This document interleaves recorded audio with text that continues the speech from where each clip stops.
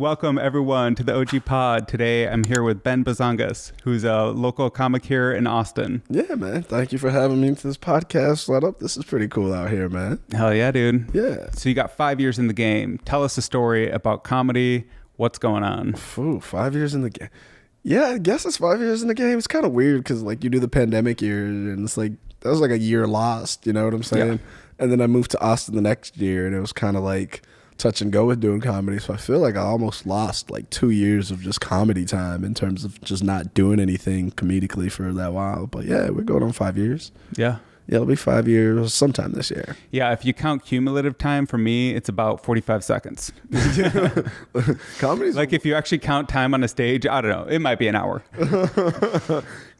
You realize you like being off stage more than you like being on Dude, stage? I love doing podcasts. I just love what we're doing here. Just sitting down, talking, you know, like, I mean, I love comedy as well, but there's zero friction here. Did you not like being on like the on stage portion or like what No, was it I about love that. It's Okay. just the grind of actually getting on the stage. If somebody teleports you onto a stage in front of a crowd, that's like the ideal, right? Yeah, You know, I figure build up your social media, build up a podcast, build up other kind of avenues, and then you have something to offer comics, basically. yeah, no, I feel that.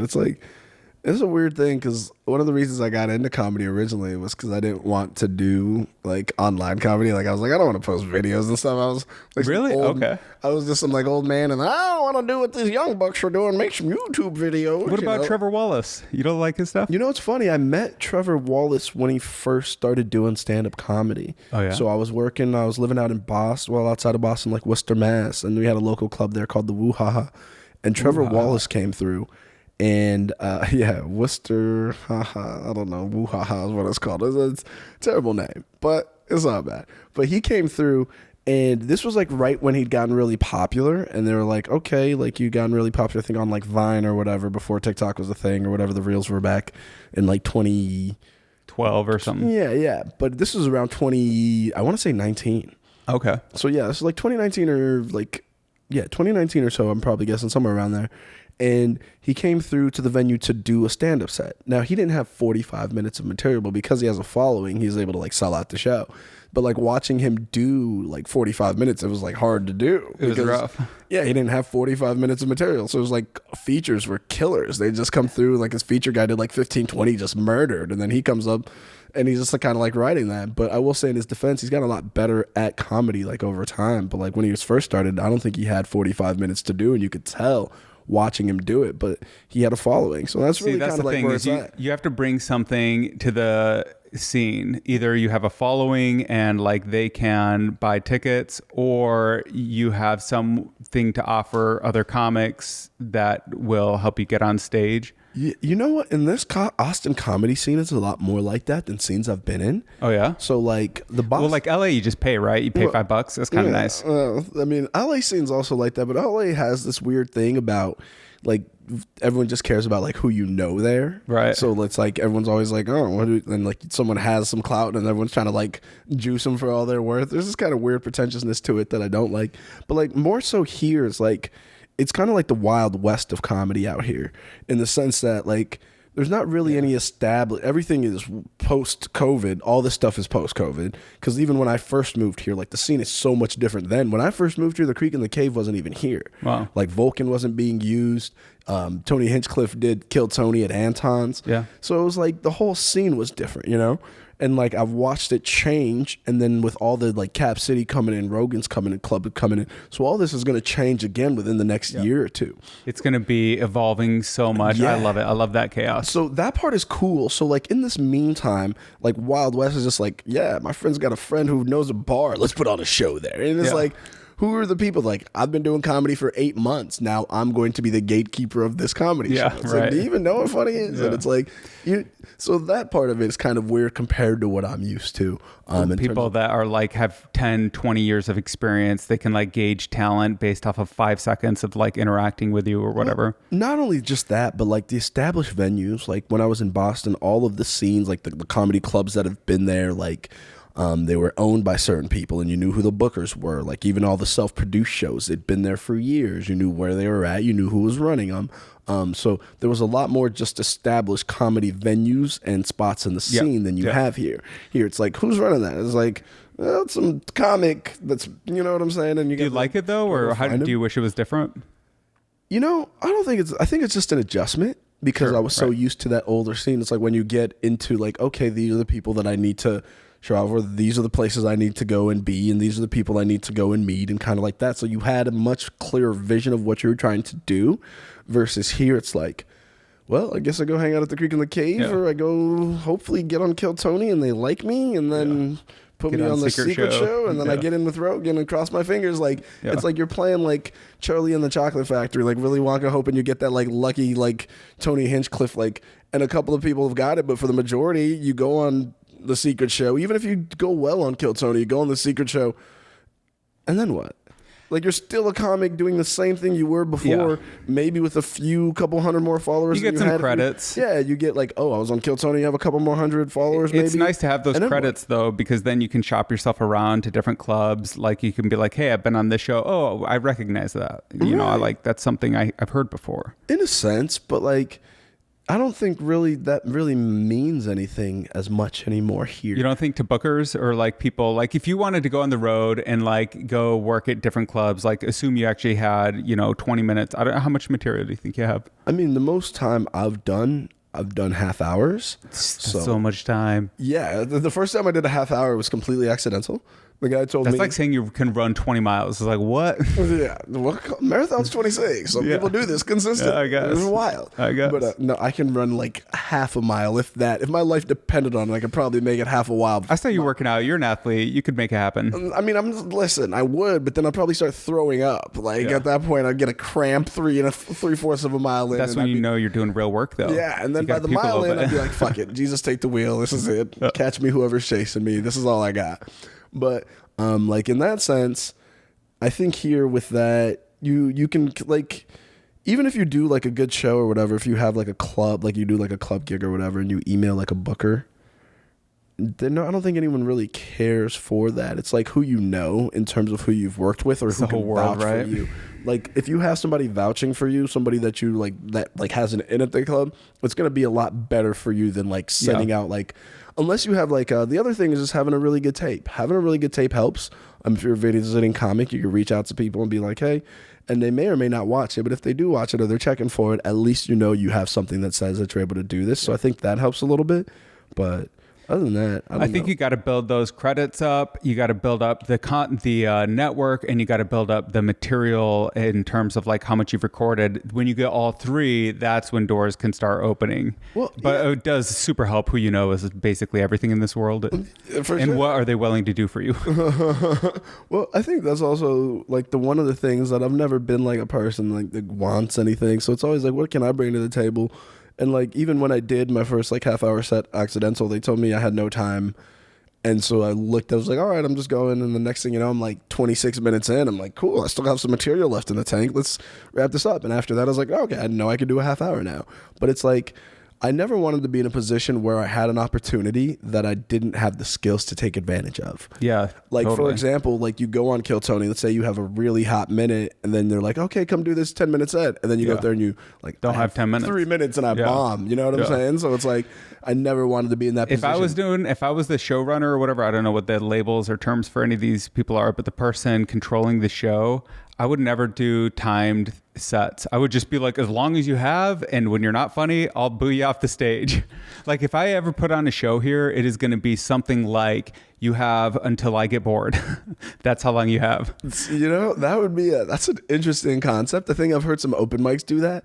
But I would say like who has the Wild West mic? Yeah, Dean Allen. Yeah, Dean Stanfield. Yeah, like they have the lights that boo you off or whatever. Yeah, but you also have to do that because I think comedy shows, I hate when comedy shows are too long. Totally. I think the longest a comedy show should be is an hour and a half.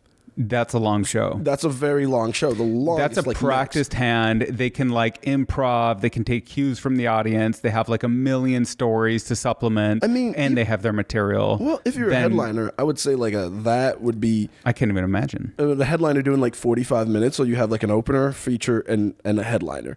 Total an hour and a half. If it's just a headliner going on by himself, you do an hour and 10 minutes. Tops. That's the But show. it's funny that you say, because we're kind of the opposite in this way. Like, I want to do online comedy. I love the idea of doing like skits and stuff, not skits necessarily, but cool stuff on YouTube. And but it sounds like you're more into like just like the actual performance art of being on the stage, interacting with the crowd, having it live, the energy in the room. I love maybe a drink in your hand. I love the live aspect of comedy because there's nothing else that you can do that gives you the real time feedback. Yeah. If I make like a video and I post it online, then I'm like scrolling my updates. I can see likes or whatever, and I can see videos. Oh, you don't see people's eyes. You don't see emotion. But like when I do a set and I say something funny and I hear someone go, "Oh shit," and cover their mouth, or I see someone be like, "Oh," or almost spit out a drink, like. Or have that interaction. Like there's an energy you feel from being on stage. And when I first started doing comedy, I just never was like, I don't want to make YouTube videos. Like that wasn't my thing. Like now I'm much more open to it. I think what it is for me is finding ways to create something that I don't think is like I don't feel like I'm a minstrel doing it, if that makes any sense. Like in the sense that like I feel like a lot of where we've gotten to now when people create content, they don't create content for like the sake of creating something that they think people will like or they enjoy. They create content for the sake of, I got to make enough content that fights all these check boxes in the algorithm that's going to get my followers up. And so it's kind of, so the content feels like it doesn't have as much the audience in mind. Yeah, it doesn't. But do you want the audience in mind, or do you just want to like do your thing and whoever loves it, or maybe everyone hates it and it's how it is? I would say now I feel like the content people make has the audience in mind. It has too much in the audience in mind in terms of like, oh I see what you're saying. You know what like I'm saying? the TikTok, everything is like this is algorithm. You got to do it this way. This is the song. This is the dance move that's hot. Yeah. This is what the audience wants to hear right now. So if I make this video, if I do it in this filter from this angle, this is what's hot right now. Yeah. If I do it in this amount of time, this length, this is what the algorithm says that people like right now. This is what everyone's going to enjoy. This is what's going to get my follower count. I fall into those traps myself. Right. So everything created now is created for the algorithm. It's created to get the followers, to get the fans. And for me, that's always been like the exact opposite of what I never really... I just love the process of comedy. That's all business. There's no art. There's no expression. Right. There's no... You don't get that same... You don't feel like... you do it, you're like, got a follower, yeah. But you don't do it like, yo, that was something that I really that enjoyed. You want, yeah. So where does your comedy? Where does your comedy come from? Like, what do you like to talk about, and how do you? Not even subjects, but just like, what's your process? So just whatever I think about. I always think if I think about something more than 3 times, then I write a bit about it. That's good. And so, yeah, so anything that's just on my mind a lot, or like anything that I find, like, I think a lot of the things that I find are like, that there's something I'm like, that's wild to me. And if I keep saying that's wild to me, then I got to write a comedy bit about it. Just in the sense that like, a lot of things I think we live in a very ass backwards world sometimes. And so I think a lot of that, what I try to embody in my comedy is kind of just pointing out the ridiculous nature of the society we live in. And like, I guess that sounds pretentious. Like, oh, I'm just out here calling. No, it's the job. You know what it is? Job. I mean, but I wouldn't say I get that serious about it. I think a lot of it is like biographical in the sense of like my life and where I'm from. And the other part about it is like just my perspective and my take on things. Right. Whether it's right or wrong, doesn't matter. It's just more so like, this is how I view it. Yeah, this is the world through your eyes. Yeah, tell me I'm wrong with this idea, and we'll go from there. So, but yeah, so I think that's kind of what I do. Sometimes I try to sit down and write for at least an hour a day, and then sometimes it's just amount of time. An hour. That's a good amount of time. It goes by quicker. Yeah. I have to like. It takes a while. There's always that like you start it, and then you have that instinct to stop after like a little bit. But once you can get past into that, and then you kind of, you just go into a rhythm, and sometimes you can't even think of anything, but sometimes you're just writing something and just, I put down whatever on paper. Most of the time it's going to be garbage, but every now and again I get a funny line or an idea and I'm like, cool. What would happen if somebody hacked your computer and sent all of those private messages out to the world? Would you go to jail? If somebody hacked would it be trouble? If somebody hacked my computer, they would find nothing. I've never watched porn on my laptop, and I really Only don't. on the phone. My phone has seen some shit. My phone has been through some shit. They all have. But yeah. So I don't like typing out my jokes. I like writing them by hand. So I have a bunch of notebooks. I always like to write by hand. I feel like there's a connection better from my hand when I write it than I feel so mechanical typing it. It's like there's nothing coming. But when I write, I'm like, oh, I get all these ideas. Can I tell you an idea of something that I want somebody to please build it? I can't build it. Maybe if I get enough money, I can build it. Maybe you can. Yeah, maybe I can. But I need a typewriter that is totally disconnected from the internet, but still gives that feeling of like you're getting words on a physical page, impossible to be read by a machine. And it needs to be high performance so you can type as fast on that mechanical keyboard as you can on a computer. Like a new age keyboard. Like a new age typewriter. And maybe even you get a USB port in there and like it and it gives you like a digital copy. But the main thing is it cannot have any connection to the internet. Yeah. The distractions on the internet. Yeah. No distractions, no screen, no nothing. Fast, easy to use. Backspace and it applies whiteout, anything to make it the same as a regular typewriter. No, that would be convenient. I think. Wouldn't that be cool? I mean, I don't like typing. So for me, I think it would be cool, though, the concept of not being able to get on. I think that's one of the things is the distractions that screens provide. It's the distractions, but it's also the closer you can get to that handwriting where you're taking time with each letter. Right. I think that's where it gets in. Yeah. Because there's something to be said for physically writing this. I was like reading something about the connections your brain makes when it has to move the physical muscles in your hand to create letters, which is why this is why some people use calligraphy as something cathartic because of that process. And for me, it's always been like I've always just felt like I created better. Like there's like a block almost, like I can't access like my thoughts when the computer it feels so mechanical, and I feel like there's I don't want to sound too like fooey or like foo-fooey, but I feel like there's something about connecting to like nature and the universe and that kind of thing when you write with just write on a hand. Like I feel like I have better connection to that, whatever it is, when I write with my hand comparative to when I type. So it's something. Well, how long have we been typing? Maybe 100 years. How long have we been writing? 1,000, 2,000? I don't know. Thousands of years easily. Right. Well, I also think there's a different mental process between writing and typing. Like when you write, you are physically connecting your hand movements, a physical movement from your hand and your whole arm in general, to your brain. What does a C look like? When I write I write in cursive. So like I'll write in cursive. What does a cursive T and H and Z look like? And I have to physically think about that as I write to make the letters. So it's like a constant connection to my brain to create in that process, which I think kind of gets the juices flowing, versus when I think of a word, I'm not even looking at keys when I type. I don't have to think about what the R feels like. I'm just typing a letter on. But sometimes, do you ever have so many ideas that like you feel like you just got to get them onto the page? If I ever feel like that, then I'll just start talking. Oh, good call. So that's like my thing. So like voice recorder. I start voice recording and I'll just talk into the voice recorder. And that helps me a lot when I just want to get out ideas. I'm just like, I need to word vomit all this. Blah. That's a really good idea. And and I can go back and listen to it if I want to take anything from it or write from it, if I want to go back and play it again.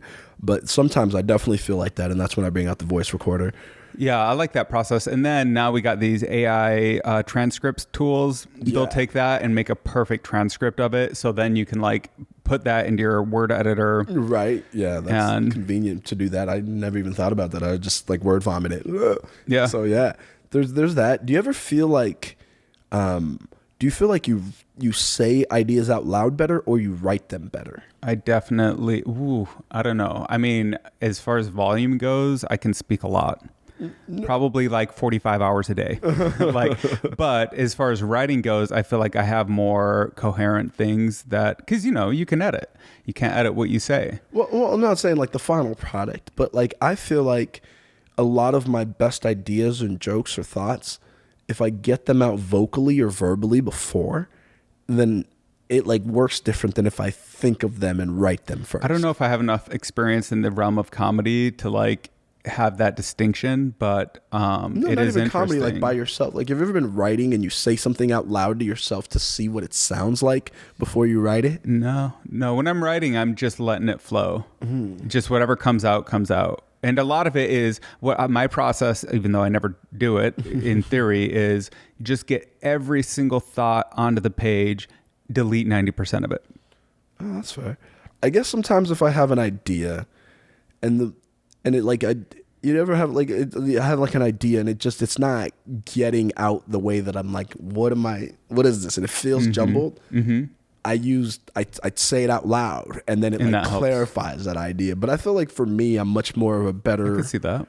orator in the sense that I am a writer. How much of your stuff comes out on stage versus prepping like through writing or voice notes? So when I first started doing comedy, a lot of it was like just stuff like on stage that I would think about it, like improvising kind of. And then when I got into it, a lot of it just became written. All of my whole sets, I'd write out my set list. I know what joke I was going to start with. I know what joke I was going to go to, and I knew what joke I was going to finish with. Like I knew what my set list was. And now I do like this hybrid thing. So before I go on stage, depending on how much time I have or I'll be doing on the set, I'll write out like however many jokes I think if I just had to go joke to joke to joke, how many of these jokes I'd be able to get out in that time or jokes I want to do in that time. So I'll write out that set list. But when I get on stage, I may do a joke or I just may start with like a riff or like an improv. And then now I'm just like, I kind of try to weave in and out of that, you know, like I'll do a joke. And then like if I see something in the crowd or something happens or I just have a thought and or just a reaction to a joke I say and it can take me somewhere else, whatever that has, I'm just, okay. Like the other night I did a set and a woman was wearing a sweater from Vail. I'm from Colorado. So I was like, oh, you snowboard and stuff? She's like, I don't snowboard. I'm like, and I just kind of went in on her, like, why are you wearing a Vail sweater? You don't even snowboard, blah, blah, blah. It's like wearing a Harvard shirt. Yeah, you never went to college. Exactly. Like, and then so I'm just like roasting her and the audience is like laughing. And it's like, so then I'm like, okay, cool. And I do that until I have nothing left and it dies down. And then I do another joke. So what, do you have a pacing? Do you have like any kind of like, you know, like when you're rehearsing, do you have like, this is the flow and I say it this way and that's how it's going to come out? I never rehearse out loud before I hit the stage. What? Oh, I when I write a joke, everyone does. When I write a joke, I will read it out loud to myself to see what it sounds like. But how do you remember it then? Say what? How do you remember it if you don't rehearse it? So what I do, that's why I write it. Boom. When I write it, it helps me memorize it. There's something about me physically writing it totally with my hand that helps me memorize it. So that's why I always write out every joke I'm doing by hand, because that's how I memorize it. That's what gets it into your, even just like the framework of it. Yeah. So then I'll do that. And then, I'll memorize a joke. I'll write it out. But I forgot what your original question was when we got into this. Well, I've had a lot of them. Well, no. This one, like just a second ago, you asked me a question about. Well, it was just like, one was how do you come up with stuff? Is it on the stage? Is it improv? Oh, Two, when you're like, when you're actually on the stage, what's your kind of like cadence and flow? Oh, yeah. That's the one you were asking about. Yeah. So my material is like, sometimes I'll just be walking and I'll think of an idea and I'll be like, okay, expand on that idea. Like sometimes I'll have just like a thought or like one line that I think is really funny. And like lately, I've been railing on Apple. I'm so mad at Apple right now. So I'm writing a bit. Let's get some Apple hate. Or about thinking about it. Because you know why? I'll tell you why I'm mad at Apple. But and the cadence part, to answer this before I forget. Yeah. The cadence part, I change my cadences all the time. One thing I noticed about me was I'm always going too fast. So whenever I'm on stage, my thing is always like slow it down. Mm-hmm. And if I think I'm going slow it down even a little bit more. Mm-hmm. So, but what I found is like the slower. And as the more comfortable I get comedically, the more I play with pauses now. Like before, if silence is deadly, it's so uncomfortable. I got to get on there. It's uncomfortable. But now it's like, I'm stewing in silence because I know if it's silent, they're listening. And they have your attention? I have their attention. You have their attention. Yeah, I have their attention. They're listening. I got them. So now they're waiting. And I kind of had this conversation recently with one of the older comics, and he was kind of telling me, he's like, the longer you put in a pause between a punchline, now the audience is going to try to fill in that space with their own idea, with their own, what do you think the punchline is? What is he going to say next? Mm-hmm. And the longer you make them wait and they think of something, and then what you say is funnier than what they thought, they're like, oh, that's when that misdirects hits. So I've been really trying to play with my cadences and kind of work with more being like more intentional with like the way I voice things, and kind of like if I want to get across like an emotion or that I have attached to the joke, or like, you know, like just like a face or something, like a movement, like being more, because comedy's so visual, and a lot of people get stuck up in the writing process, so they're only thinking about the words and they forget about the visual aspect. But you can move and tell people and make something funny, or just a with gesture. a visual thing. Yeah, Could be hilarious. Gesture, a look. Yeah. Like just a different tone with something, a different what? Yeah. A pause, like what you. Especially if it's like interacting with the audience and it's live, because everyone, you know, it's so, I think a lot of it is we're giving our mind to somebody, we're letting them drive, and hopefully they don't just drive us off a cliff. Hopefully they drive us to somewhere funny or interesting or whatever. And then what's cool is when a comic is super pro, they got all their material, they can say whatever, and you can just feel it. Like they have an infinite well of things to talk about, but then they get a heckle or just some comment, or they just want to do some crowd work, and everyone can instantly tap into exactly what their wavelength is. And that's the funniest stuff, is like the stuff that wouldn't play on YouTube because you had to be in the room. For sure. You always get more response from like a crowd work or in the moment joke than you do like a written joke. Like those stuff that happens like in the moment, it always does, because the audience feels like they're a part of that. They remember, and they that literally are. They probably, that idea was probably inspired by them. Something about it, like, and they feel more of a part of it. So crowd work always usually does get bigger pops in those moments. But I think that's really smart, to play with your cadence, play with your timing, play with your comfortability, like your comfort level with silence. Yeah, I think the more comfortable I've gotten on stage, the more that's just kind of just been like, I'm a generally curious person, so I'm always just trying to experiment with making something. It's pretty cool to be on stage, right? You got a light on you, your voice is amplified, you're looking at people, it's like, I could say anything and this is awesome. Yeah, and that's the ride you take them for, you know? People like, and like there's certain things that I've noticed, like what you're trying to do is build trust with an audience, right? Yeah. So you want to build trust with an audience to feel like, okay, I can follow this guy and goes where he's taking me. But then when you want to, like, a punchline is breaking that trust in a way that doesn't make them like hate you or gross them out. Well, the setup is breaking the trust. The punchline is bringing it back together. I think the setup is, I think the setup is more so like creating the tension, right? Yeah. You start creating the tension. And I think when you break that trust is the punchline. You're breaking that trust in a way that they're just like, oh my God, or like, oh, that's funny. Like in a way that's that the best. Like when you can get them on your side with something that they had a different opinion on. Right. And you break that trust. But the thing is, if you go too far, they turn on you. When you break that trust, it's like you're almost not breaking the trust. You're bending the trust as far as you can. That's where you're trying to find what that line is, to be like, oh, this motherfucker, I'm still with him. Like, oh, he's crazy. Like one of my favorite things is like, I'll go back and listen to a set. And I was listening to the set I did the other day, and the videos, one of my friends was recording it, and he was like way back out of the frame or whatever from the audience. But like all of a sudden I do one joke and all you hear is, oh shit. And it's just like, he's not saying, like, and from like, the audience. Yeah, from the audience. Like someone heard my like setup and was like, oh my God. Like I built that tension up with that setup, right? So now there's like a lot of tension. Like, what is he going to say next? Like, is he going to say something fucked up? Is he going to be like, oh, like, am I going to have to hide from this? And like, that's the awkward feeling. Like people are looking to relieve that tension with the punchline. And that's where it's like. And from fucking society, putting them in a box, they come to hear something a little fucked up.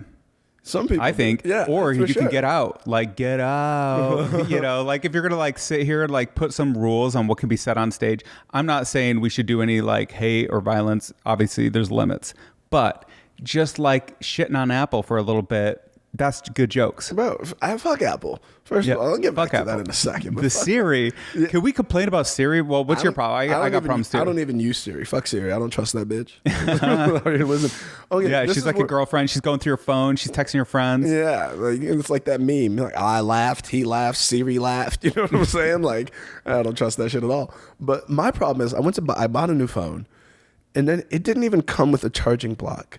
Oh, yeah. It just came with a cord that can't be plugged into anything else. So I'm like, really? It comes with a bill. Yeah. I'm like, I can't use this fucking phone. I have to buy more products to use this $1,000 phone. Listen, Ben, just bought. It's for the environment. It's for the environment. Get the fuck out of here, you motherfuckers. I bought a fucking MacBook now, and all the MacBooks only have the new lightning cable or whatever adapter. So you need to buy some fucking adapter to adapt more. I'm like, bro, you guys are just nickel and diming. Land. Yeah. I'm like, all your fucking innovation Apple died with Steve Jobs. Like, the only thing you guys got going with you now is blue text messages. And they just wormed their way into our lives. The only thing Apple did well was like, listen, our phone's not that great. We made an iPad that's just a bigger version of the phone. Our Mac can't connect to and do anything else, but we made all these things specifically for it. But they can all connect to each other. So now we fucking got you by the balls. The ecosystem gets you by the balls. So now you can be in your fucking car, you can be in your worktop, you can be in whatever home, and all your stuff connects. And it's pretty convenient. It is, and it's so convenient that everyone got wormed in, and they're like, bro, this product sucks. All it does is give me blue text messages. They're like, yeah, it gives you blue text messages everywhere. Yeah. And that's all it's got going for it. So okay, Elon Musk, Jeff Bezos, whichever one of you guys got something, make something that can take away this Apple hegemony on my phone. That's all I'm asking. Have you heard of Starlink? What is this, like a Neuralink's cousin? Kinda. It's like another Elon Musk thing. He's basically putting internet into through satellites, which we already have. I thought that's how we got all internet. No, a lot of I think like airplane when you're on an airplane that comes through. Actually, that might be ground, but either way, it's like he's building this internet. This satellite internet, how can you not build a sat phone? And if you're going to build a sat phone, how can you not just like make a cell phone to compete with Apple? Listen. And they're making cars now, so it's fair game. Yeah, I'm saying, bro. Apple's making cars. Are they really? They were trying, yeah. Bro, I mean, it's years away. I'm sure. I'm not trying to jump in an Apple mobile. Yeah. Like, what, you going to put blue text messages behind the wheel? The one thing they do have, though, that I think is pretty cool is these new, it's ARM, it's some new architecture for their processors. And it is like pretty freaking fast and low energy. So it costs very little energy to use and to create or to process, and the speeds are out of control. And the architecture just lets them stack these chips. So it would be like if you had a processor and you could just stack like 10 of them on top of each other. I don't know what the limit is, but I think there are like 2 or 3 already.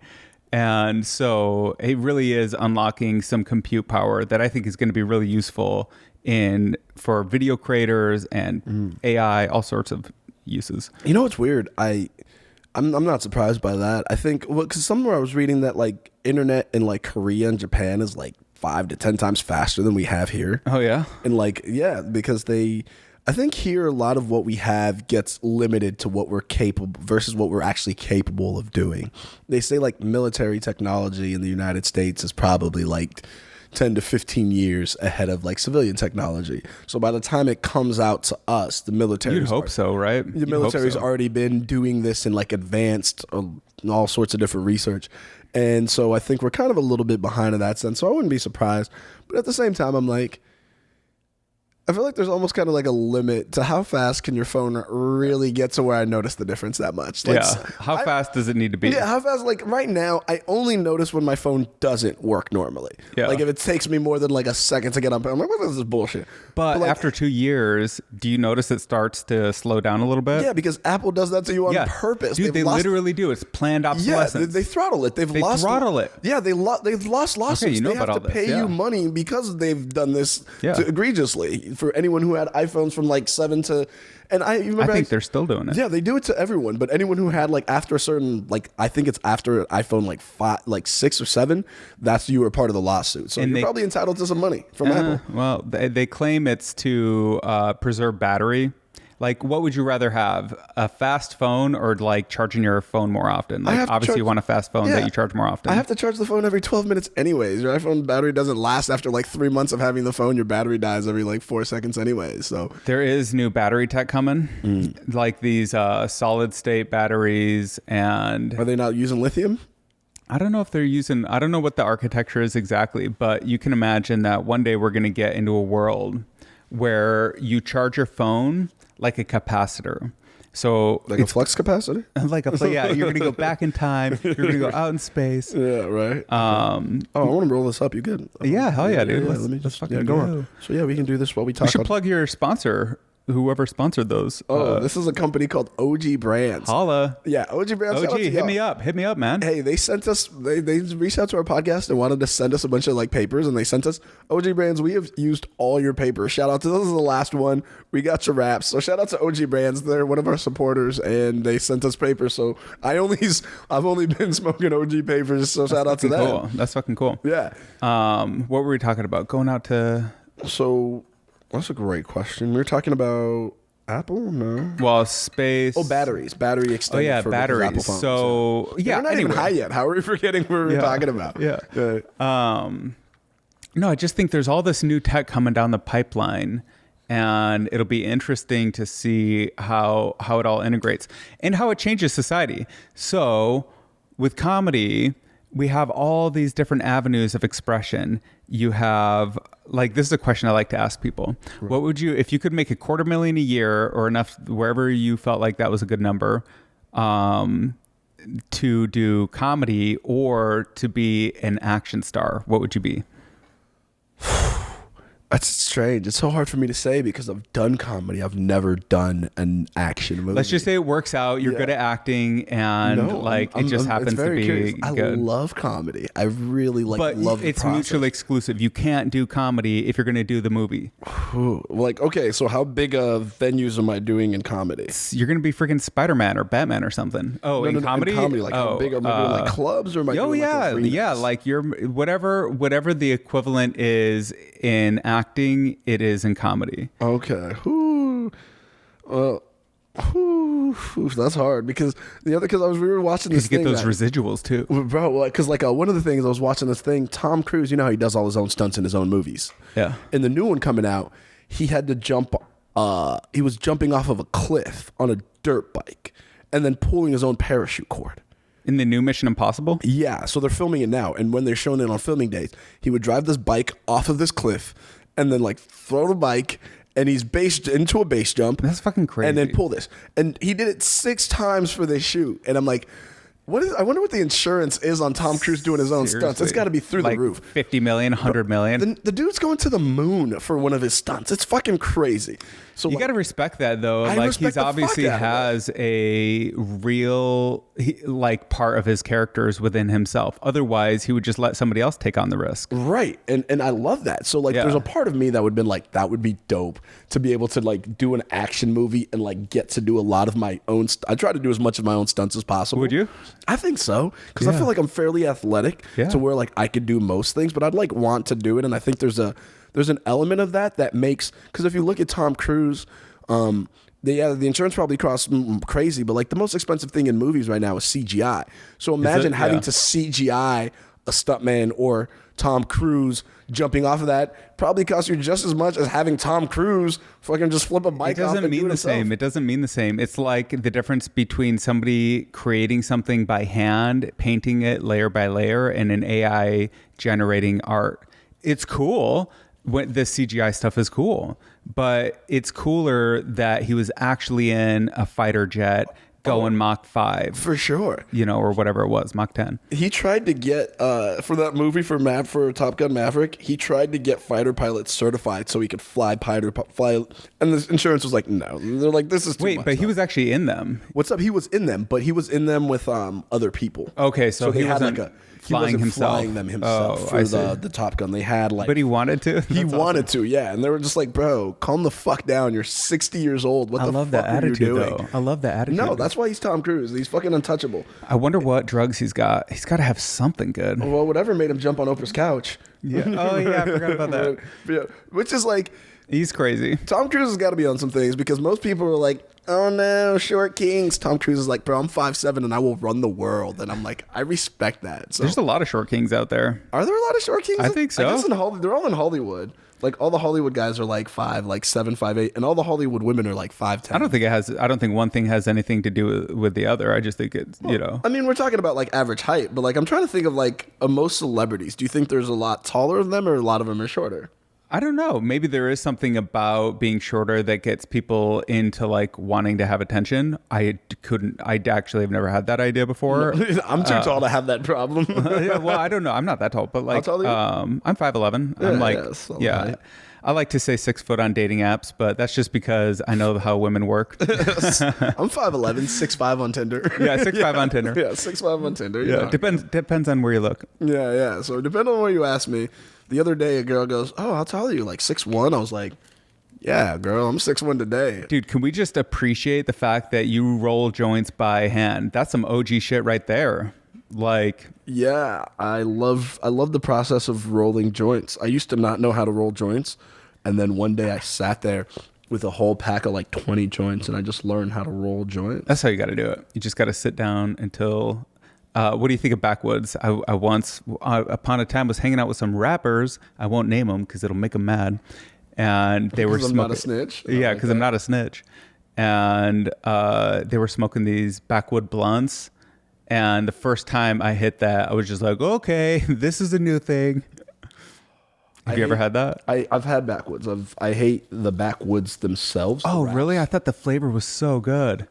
You know, I don't mind the flavor of them. What I hate is the process of the actual paper and rolling them. Yeah, it's hard. I tried like 10 times. I failed every time. The paper, nothing worse than rolling papers when you have a stem. Oh, yeah, it's going to pierce the thing. Yeah. But yeah, so what we were talking about, Tom Cruise, Short Kings, he's a freaking interesting character because on one hand, he's had like this unbelievable career. He's been a well-known celebrity for decade after decade after decade. It's one thing even just to maintain that, right? To get to that level and then to maintain it is like crazy. Keep that level to your 60s because to your 60s. Well, because Hollywood is a young man's game too. Like, well, it probably always is going to be, right? It's always going to be. That's why people like the OGs, like Tom Cruise, still doing it. It's very impressive. Yeah, I mean, there are some people that start. I just was looking up as I turn 40 soon. Because you like, yeah. I was like, you're a little bit off of 40, right? I got a couple of years. Yeah. Right now, 36. I'll be 37 next year. You got time. When are you turning 37 this year? Or you just June 36? Oh, in June of next year. Oh, next or this year. So a couple months. Yeah. Well. So 37. Once you're 37, you're 40. In my mind, but the point with Cruise is like, so he has this crazy, interesting career, but then he's like kind of dominated in a weird way by Scientology, and I do not appreciate that at all. For him or for like for him, like for his own, for as a fan of him, I don't think that relationship is good. Yeah. Well, I don't know. Who the fuck am I to say? I don't know a thing about him. Well, first of all, I don't give a fuck, honestly. Yeah, I don't think that's kind of the truth. Well, here's the thing. We all got our own lives. No matter what, I don't think Tom Cruise is hurting. I don't think Scientology is hurting him at all. But don't you think that they have kind of pimped him out in a way where like it goes back to Oprah jumping on the couch, or like, I don't know. He did have this crazy also interview where he was talking about Adderall, my favorite drug. And he was just like, Adderall is a hell of a drug. It's a hell of a drug. It's my favorite. You know, well, weed is my favorite, but Adderall is weed isn't a drug to me, right? Yeah, it's coffee. I heard Duncan Trussell say that, and I was like, "Yep, that's so true." He said, "Weed is coffee." I don't drink coffee, so weed is my. Now, how do you get away with? Okay, just to finish the thing on, because we got a million open threads on Tom Cruise. Okay. I would like to hear somebody like if he went on Joe Rogan's podcast and got challenged on Scientology, I'd watch the shit out of that. Anyway, why don't you drink coffee? You know, because I've always been a very high energy person, so caffeine makes me crazy. Like, but isn't that fun to be crazy? I mean, I'm not crazy in a good way. Like, I'm like jittery. Like spastic. I'm already spastic as is. Like, caffeine just makes me like... Like, you ever watch that movie Over the Hedge? Mm-mm. There's a kid's movie called Over the Hedge, and there's this squirrel, and if he takes like any caffeine, he goes fucking crazy. And that's me in like a nutshell. If I get any caffeine, I go fucking... So you stay away from stimulants? Yeah. So I stay away from anything that's like upper stimulants. Not really my thing. I've never needed them. Like I wake up I get out of bed in the morning, and I'm like, yeah, I'm ready to go. And then that's it. Like I don't have that feeling where I'm like, I need coffee. Like never been my Walk thing. us through a day in the life of Ben. All right. So my new morning routine right now is I have this book, The Daily Stoic. Oh, I love that. Ryan Holiday. I need to read his stuff. I haven't gotten to it yet. So I try to read. So I read whatever the day is. I started in the new year, and I've been reading it consistently. So whatever the day is, I'll read that, and then I'll think about whatever that idea was real quick. So then I'll be like, cool. And then I go on a walk. So I'll take like a walk. Usually it's about like depends on the day, but it's usually about a half hour, 45 minutes. You have a dog or anything, or is it just okay? You just walk. I just walk because cool. High energy, crazy thoughts. So I got to get these thoughts out, and I think walking kind of helps. Being in nature just kind of helps me. So I do that. I think about that, and I kind of plan my day. Like I already have like what I'm going to do in the day, but I do that. I come back, put on some meditation music. I stretch out like a deep stretch, probably like a half hour. It's almost like a mini yoga session, but not really. More so just like focus on the stretching, taking deep breaths and stuff like that. And then after that, I do like an actual meditation. And then I do that. And then after that, I start my day. So if I don't... Dude, I love that. Yeah, so... Morning routines are like new to me in my world, but I think they really help set the tone for the day. Have to. I don't even think it matters what you do. I just think it matters that you do the same thing every day. That you have one. Yeah. Yeah. Routines are, they're like, I've always looked at them like, I think they're like a lot of, like, people say like, one of the other things I think, like a personal opinion of mine, is that I think people need to believe in something. It doesn't have to be religion. It doesn't have to be whatever. Whatever it is, though, you have to believe in it. You got to put your faith in something. Yeah, you have to have something that you believe in. You can't believe in like nothingness. Like whether that's you want to fucking believe in this lamp, or you want to believe in trees or nature or God, whatever you have, it doesn't matter as long as you do it. I think there's a lot of principles like that in life. Like a morning routine is like, it doesn't matter what the routine is as long as you have one. Like it doesn't matter what you believe in as long as you believe in something. I think those principles, the principle itself is more effective, is more important than the practice or the subject. It's almost like we have this empty box in our minds and we have to fill it with whatever something. It could be God, it could be exercise, but it's got to be something, and it can't be fake. It's got to be something that you really believe in. Exactly. That's the only thing that matters, is you have to believe it. It doesn't matter what it is, even if it's exercise. If you believe that going to the gym is like God or whatever to you, or... I super believe that. Yeah. I think exercise is really important. Like... It is important. Even if it's just a walk in the morning, like you got to get the blood flowing. Think about it. Your whole body is based off of all of these different cycles and rhythms. You have a circadian rhythm. You have whatever, many homeostasis type things happening in your body. And if you can feed your body the same inputs every single day, especially if they're healthy inputs, then you give your body a chance to align to those. Thank you, sir. Yeah, sir. Absolutely. To align to those inputs. Not only that, I think like if you look at I think the universe that we live in, this is kind of a little bit more esoteric than like most people. But I think that our universe has principles, right? And a lot of these principles, if you're very like, I'm a like science, like a lot of people like science oriented people. Can we action this? Yeah. Okay, cool. Yeah, a lot of these principles, scientific principles and religious principles, are very similar in terms of how, like, their effects of them. In the sense that a lot of people think like religion and science are antitheses of each other, and I think they're more siblings than rivals. You know what I'm saying? I mean, maybe I think like parent and child. Yeah, I think religion is the parent and science is the child. Yeah, science is just religion without the godlike figure. Yeah, right? Well, they're both obsessed with the truth. We want to understand reality. We want to know what's really going on. Not what people say, not what fucking society has deemed. We want to understand physics, math, chemistry, biology. You know, like, and meaning, and... You know, like, what are we trying to do with comedy? You want to say, sure, you want to make people laugh. I don't even care about that. I'm going to come out and say it right now. I don't give a fuck if people laugh. I want to entertain people. Yeah. Absolutely. I think the one most important thing about comedy is that I have to believe in what I'm saying, and I have to enjoy it myself. That's always been my biggest thing. And I've always said, you got to enjoy it. Yeah, the moment I stop having fun with it, I'll be done with it. And that'll be like the end of it for comedy for me. So yeah, I completely I think there's a sense, someone always said, like, one of their older comics was like, if you're not going to be funny, at least be interesting. Like, Yeah. So that's always kind of been my thing, like, whatever. And that's kind of like a thing, like when I learned working at the comedy club, is like, if you're going to get like a mom and dad or whatever to come out and get a babysitter and pay for dinner and pay for drinks and pay for parking or an Uber and all that jazz, what do you have to say that's worth them paying that and putting that time to listen to? Like, so true. What are you saying? Am I coming There's out a here respect in the audience. Yeah. You have to give your audience a certain level of respect and effort. I'm not saying that every audience should like what you're saying, but you have to at least find the value in what you're saying and believe that it has a legitimate value. If you can't believe that in yourself, then how's your audience going to? Then how can you expect your audience to do that? Not only that, that's totally true, but also, whatever you're bringing on stage and they're getting in the car with you, they're going to feel.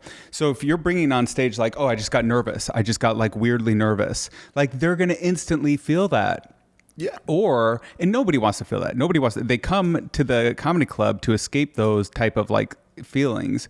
What you need to bring is the real attitude of like I don't know, just that you're enjoying it, that you're actually having fun, that this is what you want to be doing right now and you super enjoy it.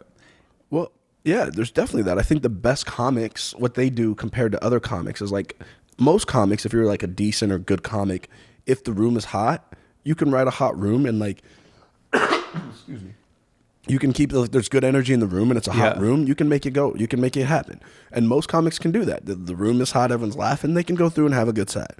The difference between like okay, average or decent comics versus like actually like greats and good comics is, I remember I did a show with Bobby Kelly, one of my friends, he was working with Bobby Kelly and we were hanging out there. And my friend went up there, the host bombs. My friend goes up, he was featuring for him, bombs. And Bobby Kelly's like, man, it looks like work up there. He's like, doesn't matter, I'm still going to kill. And then went out there and just proceeded to kill. No way. Because it didn't matter if the audience was good or bad or whatever. It didn't matter where they were on. He was going to get them to his level and do his thing. And that's the difference between the really good comics and the greats, is the great ones can get people on their level regardless of how the energy in the room is. Yeah. They set the tone and create the energy versus just writing the energy that the room already has. Totally. Which is a dangerous thing to do, because if you don't create that energy, then you're crossing your fingers for a good room, versus when you're the one creating it, it doesn't matter what's at. And that's like the greats, like the Chappelles, the people that are like really good, they can take that wherever they go. And they all have different energy. Like, you're going to compare, well, just take Chappelle's energy. One time I was at the Comedy Store, as I always used to be, happened to be back in the day. And I was there, actually, anyway, it doesn't matter. Dave Chappelle walks in. To be honest, I didn't really know who he was, which is crazy. It's crazy that I could not know that. But like, that's just who I am. Right now. Dude, that's just how I am. That's how I am. And so I grew up in a box. It's fine. And so like, he comes out and just for hours, he just takes a stool, sits on the stage, and he just smokes and talks. And it was enthralling. It was enthralling the whole time. And so I was like, okay, Dave Chappelle.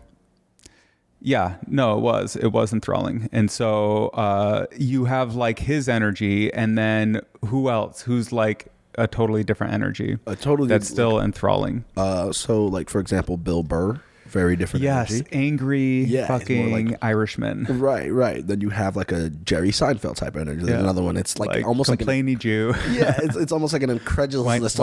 What's the big idea with all? You know what I'm saying? Like, he's like incredulous about all this. Complainy Jewish. Sorry, guys. Right. And those opinions do not model my own. Please don't Kanye me. Please don't Kanye me. Please. No, we support Kanye. Just me.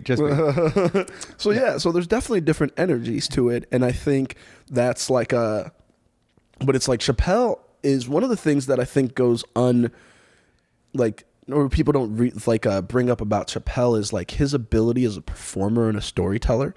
Like, you listen to what he's talking about, but Dave Chappelle went to a performance school in high school, and when he started doing comedy, he was doing that. But there's 17. He was like 15 when he started comedy.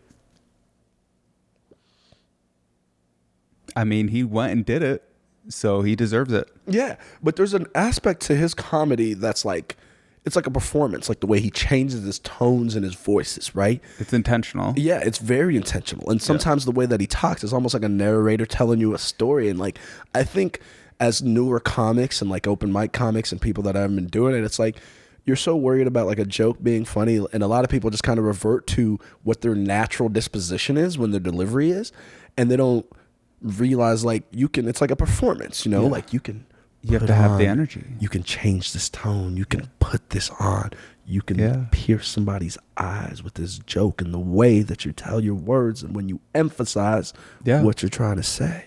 Yeah. And it's like, there's this whole thing to it. And I never took that into consideration. And now the more that I get into comedy, I'm like, how do I incorporate that into what I'm doing? How do I use it's that? The Gestalt. I can't help but say it. Gestalt.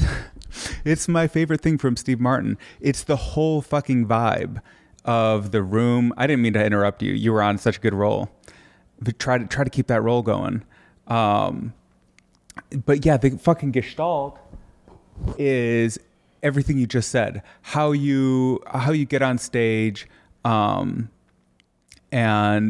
whatever. You keep talking. I didn't mean to interrupt. Steve Martin. His book. Steve Martin. When he talks about that, he talks about that a lot in this book. One of the reasons he stopped doing comedy was because he started feeling like.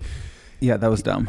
Well, he just felt like the audience wasn't like appreciating him anymore. I'd walk out on stage and be like, hello, and they'd just be like, yeah.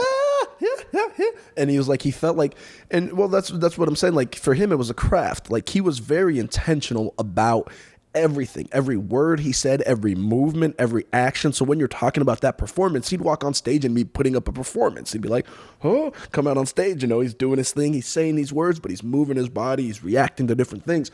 And I think we've lost a lot of the performance, like, and because essentially now too, I think comedy's gone a different way. Like back then, you had like almost like the vaudevillian, vaudeville. So you started kind of there, Charlie Chaplin, and you go on to more like, these guys outside here. So the guy walks into a bar kind of thing. But it's all entertainment. It is, and I think now people want more real because like you don't sell the music, you sell a brand. You sell yourself. You sell like this is somebody I grow with. So like it's crazy that people are brands. Yeah, that is crazy. You are now the brand, right? You're selling yourself. So people don't want to feel like they're being joked at. They want to feel like they know you and they're growing with you. And that was that's one of the hardest things for me about comedy in general, about this, not comedy, just like that whole idea of online brand building is I'm a very private person. Like my friends, like Jesse will describe me as the most vague person he knows. He's like, everything you say is like cryptic and like a riddle because you'll ask me like vague, like you'll ask me like, oh, what are you doing? I was like, we're just over there. Like we're just seeing a man about a horse. It was not, you know what I'm saying? Yeah. But like, I look back of like my upbringing, my family was like that. It was like, you had like security clearance in their own house, like it was on a need to know basis. And my mom decided I didn't need to know a lot of things, like it was just, and that was just kind of how I grew up. So I kind of grew up with that same kind of mentality to where people will ask me a question or say a thing and I'll be like, yeah, it's not like a big deal. I don't want to go into deal. Like I keep a lot of my life private, but like this whole brand thing is like, you have to kind of open yourself up to that to a certain extent because people want to feel like they know you, and that's how they like new. That's the new way to go. Like that's how they vibe with you now. They're rocking with you because they know you and they feel like that and they can connect with you on a level. But that requires that openness and vulnerability, and that's a whole different level if that's not something that you like or you're used to or accustomed to. Yeah, and so it is uncomfortable when you're not accustomed to it. Totally. That has been one of the biggest struggles I've found with like why I never liked to do online comedy. Because I didn't want people, and now it's even gone more than that, because they don't want to see your comedy. They want to know your life. They want to see what you're like hanging out at home. Like one of my friends in Boston, monster comic. Shout out to Jimmy Cash. Look him up on TikTok. He's the, or Instagram, the janitor with stamina. He's a janitor at a child's elementary school, but he's a funny ass comic. And so, but like he'll just make these videos of like him at school, like working with his night janitor, like the things that teachers say and like kids and stuff. It's very personal about his life, but because of that, he like went viral. He blew up on like 1 million views on TikTok, and they featured him on like Barstool and stuff like that. And now it's like helped him in like Instagram and stuff like that. And he's kind of like moving forward to that. But it's like a lot of people that I know that kind of have that same trajectory. It's like people have to feel like they know you or like a part of your life in kind of terms of that. Do you feel like there's such a thing as oversharing? Or should just like everyone give all the information they have? It's kind of like what you were saying, where like you get families, it's groups of people. Any group of people is going to have like a person that represents them, and they're going to share information at different degrees of transparency. I think that like it makes sense in a family that people are filtering their words. Just like whenever there's a group, you're considering each other. And so like you're going to be more cautious with your words. You know, it's very interesting, right? Because there's this whole movement of like radical honesty going on right now, where people like, I've heard a lot of girls say like, I want 100% honesty. Like I need you to be 100. I'm like, that means I shit with the door open. Yeah. Like, are you sure you want that? Yeah, right. I'm like, me exactly. Like that's like the extreme of the point. But like, yeah, I don't think, I think that like most people need like, you need a buffer of your real thoughts. Yeah. Just knowing what I really think.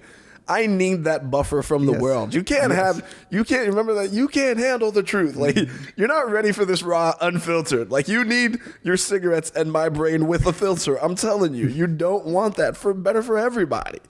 So like, I feel like you can't give people 100% radical honesty. Like I need my truth tinted with your feelings equation to end up with a percent number of truth that I believe you can handle, and I hover around there. That, yeah. The more people, that's a good move. The more comfortable I am with you, the more truth you can probably get. But even still, then I think, and if I'm like super comfortable with you, like there's probably been like one or two people in my life that I was like, you get the raw unfiltered. Like you get it raw and uncut. And do you think it's so different from person to person, or do you think everyone has the same raw and unfiltered?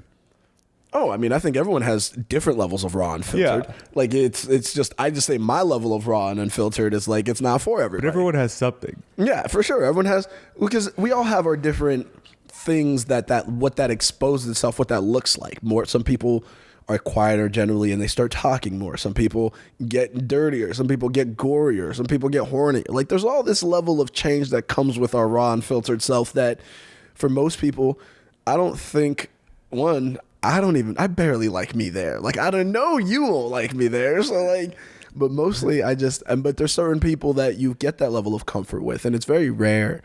Like those people come few and far between in life. Like I probably say of all the people I've met in my journeys of life, which have been around the globe a few times, most of the states, different countries, I'd probably say I know for a fact there's less than I can count on one hand. And there's probably not even three people like in my life that I've ever met like that, right? Like it's very rare. It's very rare, and I think that's like that for most people. Like some people maybe say they're like, you call them soulmates, and they can come in any form. Like I've had girls, one was a girl, one was a dude, and he was like my best friend like that I've ever had in my entire life, but only for a moment. Oh, I'm good off that. You just yeah, all you, man.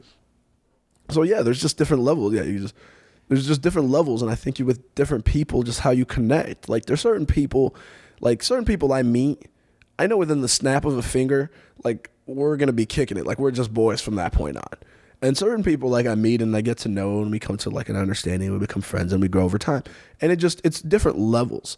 Like there's certain people you just have a connection with. Like you just. But yeah, it's a rare list of person. It's much rarer because our upbringing and our experiences make us so individuals. Like we may be from, and United States is such a big country. Like people forget that compared to the rest of the world in the sense that like, if I grow up in California and you grow up in New York, that's like the equivalent of being from like one person being from like Scotland and the other person being from like Iraq. Like, you know what I'm saying? Like the England, like is that Europe is that. So like there's a lot of differences culturally that come with that. There's a lot of differences in terms of just everyone's individual situation. So how can our experiences and our perspectives be the same?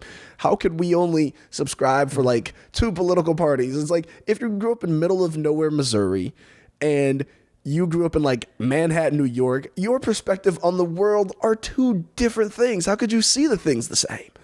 You wouldn't even have, you want a letter? Yeah. Thank you. How could you ever even, your realm of possibilities of what the world is and your viewpoints on it, they couldn't even be the same. You grew up on a farm talking about cattle life, and you grew up on a city taking a subway with people shoulder to shoulder every day. Like, yeah, people are like defined by their experiences. Yeah, absolutely. So now you take that and you put it on a hot button issue like politics, and you keep it like two parties. Of course, they're always going to be at each other's head, and it's always going to be this. Some people would say it's good for the system to be in gridlock because it's working. Is it though? Politically, I don't know. Who am I to say? You know, well, some people say, like, and then some people would say that I think they're trying to sell me something.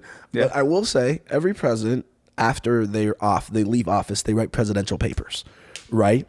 So It's a cool tradition. yeah. So one of the George Washington's, among him lamenting on his ownership of slaves, which was the reason he was pegged to be the first president, was because the South wanted a president with high interest in slaves, which is the basis of the United States. We should tell you everything about how this country was started in the building blocks. But aside from that, It's painful. if you want to address it, if not, it doesn't exist, and it's not. It's very simple, depending on who you are.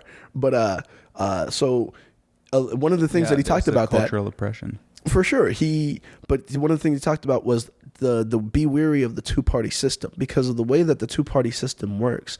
It just creates it creates the gridlock in a way, but also it creates, now when you add in campaign finances with this, when you add in that power, it's like now they're all brought together under one umbrella. There's more. Maybe government is just like a voting app. Like, what if you just like build a voting app and we fire everyone else? Everyone just like type in your ideas. We'll vote them up and down, comment, refine, but that should be the law. That should be the rule. I think that would be way more convenient in this world. But do you think that people could handle that? I think we could build a blockchain like mechanism and do it all Web3, all the buzzwords you got. But I'm not asking if we could build that. I'm sure we could. What I'm asking is, do you think people as a society in whole could handle that? I think so, because it would be like easy to execute in a way where everyone at least knows what everyone else thinks by voting. And that's my biggest fear, is mob mentality. And I think humans, because we're so easily persuaded by lights and colors and apps designed to make us scroll, and all it takes is somebody to be like, this is what gets the people going. This is what's provocative. And then the Kanye song, yeah. You're right. And now the problem is you add in human nature of, I believe everyone around me is now doing this.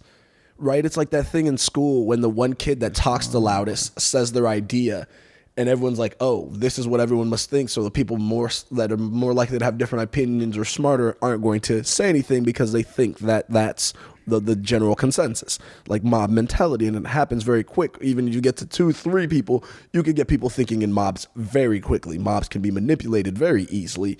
And I've noticed that, like, because you think about like the internet and you think about like life in general. You go on the internet and it's like these wild mobs of people saying crazy things in these forums or these spaces, going at each other, and it's wild. But you meet these people in real life, they're not yelling at you in the streets, but they're probably very cordial, very nice people. People's internet personas are so different than their real persona. Right. And I think mob mentality kind of, internet embodies the ideals of mob mentality, because a lot of people get in groups, right? This is like the people that think the way I do. These are the forums or the communities that I hang out at. And we all think in this echo chamber now.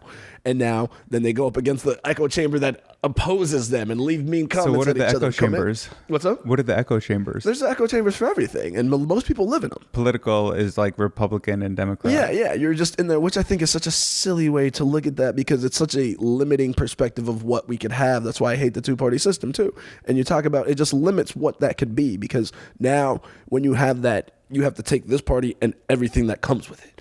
And now we just go back on the same back and forth on the same 2 points all the time, and the rest of the issues just get ignored. Well, what's important? Whatever the media tells people is important, obviously. Like that actually matters, that people should be talking and thinking about. I don't understand how, as a country, we don't spend our time consistently always looking at the future and planning what's next in the best way possible. If you look at what we do, you're like, this is almost like somebody intentionally wants things to stay this way or stay, because none of it makes the gridlock. in any sense. It's like things move in a way that, and I think it goes in a way that things will always be as they have, and for the most part. Like, we always want to think like, remember when they were like, by 2005, we're going to have flying cars.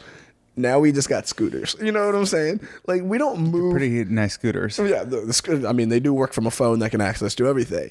And it's like, we think, because I think we get so far ahead of ourselves, and that we forget that deep down we're fucking still animals, right? Like Yeah. where we use technology to try to overcome the human body. You know, like in a sense that like you take the most. This idea has been on my mind a lot lately. So you take like the most beautiful thing that you can imagine, like beautiful woman, beautiful man, whatever you can imagine, right? And they're dressed up in the nicest of garb, and they're done up into the T's, their hair, their jewelry, their everything. They're looking angelic. And then you see this person, you're like, wow, and they have the voice of it. It's so perfect. It sounds like music to your ears. You're like, this is amazing. And then they just go, and then you know that at some point they have to go and like drop like the gnarliest deuce. Like they're just gonna blow that shit up. I don't want to see it. Right. You don't want to see that because you don't want to think about this image of something that could be this high and then still be just down here like an animal. Yeah. Just like, you know, like it just Humans gross. are animals. We're monkeys. Exactly. We really are. Like 100%, obviously. Yeah. And then, but we spend so much time trying to get away from that idea. Like we're so above that, like because we can put away from that. And I think that's the duality of humanity that we try to avoid as a society all the time. We think with all our laws and all our technology, we can avoid the animalistic nature of our existence.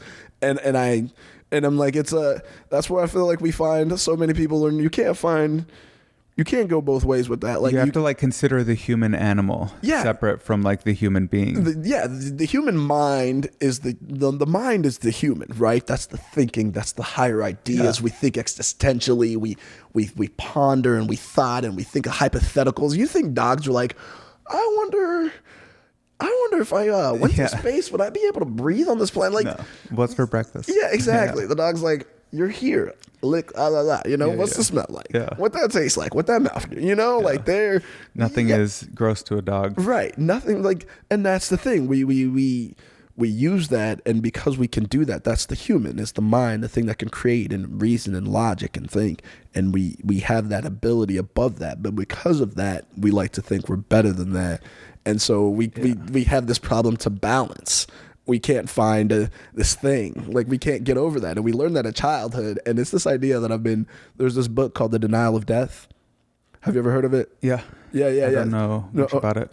So have you ever read the book, The Subtle Art of Not Giving a Fuck? I've heard of it. Okay. So the book, The Subtle Art of Not Giving a Fuck, and then the second one he did, Everything is Fucked, by Mark Manson. Both of them, like New York Times bestseller or whatever. They got pretty popular, so that whole idea.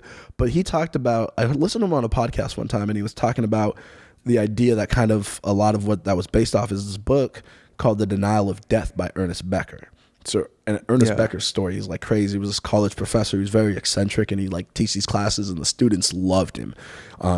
But the faculty would hate him because he'd like come to class, like he'd teach like use economics to teach philosophy and use like psychology to teach like biology, just random things. Like he was just had this different way of thinking compared to academia, and academia hates anyone different if you don't jump in like an echo chamber. We talk about academia as an echo chamber. Have you ever gotten academics in the real world?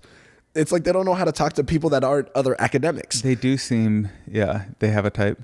Yeah, but just the way that they communicate in their viewpoint in academia, most people are so similar, like in the sense that they agree on most points, and like they'll argue finer points of things that they all agree with. But anyone that comes with that or that disagrees or has a different viewpoint, they view as not as smart as them, because if you were as smart as them, you would have to view the world the way they do or see these things the way they do. And academia kind of has this echo chamber that keeps you in that perspective a lot. Well, it's crazy that like anyone, I don't know, what is an expert? Like obviously people know about a lot about any given domain. But what makes people in academia specifically qualified to do anything other than regurgitate technical information a la Chat GPT-3? I'm just kidding. Obviously, they're doing great original research and like making breakthroughs all the time. You know, like they're sending shit to space and like building technology. Like academia is doing cool shit. Some of it. Yeah, some of it is, but some of it's also just they're sniffing each other's asses. Yeah, it's all like a lot of that administration, I guess. Yes, you know, like have you heard that? What's up? That there's a lot of administrative growth. I have not heard this. This is a new idea. No, Or like what are you it's saying? just like I think like a culture phrase, like a term phrase? over like the last 20 years, a lot of the expense of a college has gone to administration, not education. Oh, for sure. So like administering the education has become more expensive than actually the education. You know? Yeah, well, because you imagine the internet should have like cut college cost in like a fifth. Like, remember when you used to have to go buy books and go online? It's like if you were doing this, you could have put everything online. You would think that college would then be a lot cheaper. But it's Well, still how could we not price. have like a free accredited college? It should be totally free and accredited. College used to be free, like everywhere. It used to be free here. It should be. Yeah. Well, you could just make it online. Yeah, you could, but now college is more expensive than ever, and you need less to do it. But like it could be free. Don't It you could think? be. Yeah, For sure. You could so it definitely. probably will be actually. At some point. You know, it like you know. Do you how think so? long? Yeah, totally. Like 100 years. Yeah. 100 years, that's so. But like, okay, so then 25 years. I don't know. No, I don't know. I was just like thinking, I don't know. Maybe we'll go back to it. I also think, how long do you think the United States is going to last as a dynasty? I think the humans are here to stay, and we're gonna shoot out there, and you know. No, not humans. The United States, right? Like you look I at don't every know. dynasty in history, they've all what goes up must come down. Don't you think like if there was a world government, it would all just be adopted by the countries according to whatever their productive and value, whatever their value is? So you're saying you think we're headed towards a one world government? I think that's inevitable. You know, like once you're like, let's say you were actually on Mars for real. Have you heard about that movement? On going to Mars? People want to go to Mars. All right, good luck. But yeah. Yeah, but like you know, if they do it, like you just keep building spaceships, you'll build a vehicle that can do it. You know, they'll find a way to make it economical, probably. Do you think so? Yeah, like if they have their plans, and if their plans work at like half of what they intend, it's still like a blockbuster, whatever. You know, like it's still something, a big victory. Because this is my only thing about going to Mars. So we've been to the moon. We went from 1969 to 1972. We went to the moon 13 times. I have no idea. Yeah, about probably. Okay. And then since then, is that the Apollo missions? Yeah. So since then, we have not. No one has been like walked onto the moon officially, right? Yeah.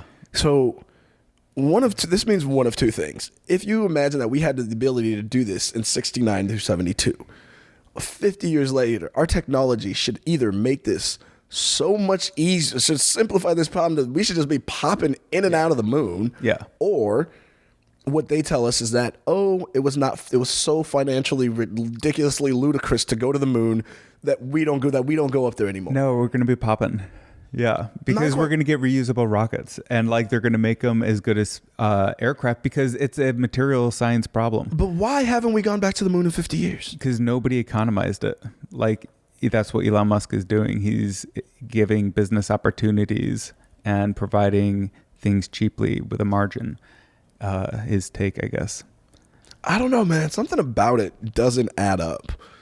It doesn't make any sense to me that we could do it so easily in 72, 69, and now I all don't of a think sudden it was easy. I think it was a monumental effort. In fact, I think NASA's budget was like multiple digit percentage of GDP. Right. It just doesn't make any sense to me, though, that we haven't found a way to consistently lower that to a cost that's manageable. We already did. We already did with reusable rockets. But why SpaceX. haven't we been to the moon since 72? That's the question I can't answer. Well, they're not built completely. Right. And that's the question. If we had the ability to do it then, I just imagine like, okay, we're already here. We've done this. Now, how do we make this process? Unless we said going to the moon is no longer worth it I to just where think we you don't even get need this to go there. enormous tailwind from technology and the growth of technology. It makes everything easier. You know, even bread becomes cheaper. Housing prices go Not down. eggs. Well, yeah, like in inflation. But I think we're peak. I think we're peak inflation. Mm-hmm. I think it You think we're happened a peak? while ago. Yeah. Oh, okay. I don't know. That's what the latest I heard is. But what was I saying? Technology has this tailwind of like crazy automation. Now, imagine if everything was done with robots. Okay, let's just say for like $500 a month, you get a humanoid robot that can cook, clean, do laundry, pick up groceries, take your dog to the groomer. and $500 a month, and it's a humanoid robot. Fuck that noise. You wouldn't get that? I watched that $500 a robot. month? Fuck that. Okay. Well, what if it was free just for the experiment? No, I don't want some fucking robot. Listen, It's recording everything, and it's like just streaming even it worse. into the database. I don't want that snitch in my house. Everything is immediately I don't want that snitch with police access in my house telling people what's going on. That's the cost. That's the cost. Is your privacy. You no longer have anything that's now for you. It means your whole life is. What do we call it? You have no more privacy. You have no your own personal space. It's all gone now. Your whole life is now on video for somebody to watch, and it's also a lot of power to give to something that I don't really know what is this thing's motivation, to just be my personal slave while looking like a human. We learned how slavery ends. I don't trust this motherfucker. What is it, based off of AI? They're gonna have. Is it learning? It's also like you have to do the right materials. Ben, dog. Like, what if it could only walk like 7 miles an hour max, and by the materials, like they would crumble unless it like figured out nano robots. What? I don't know. AI is scary. AI is very man. So what is it? Tapped into like some giant AI that tells it what to do as it learns.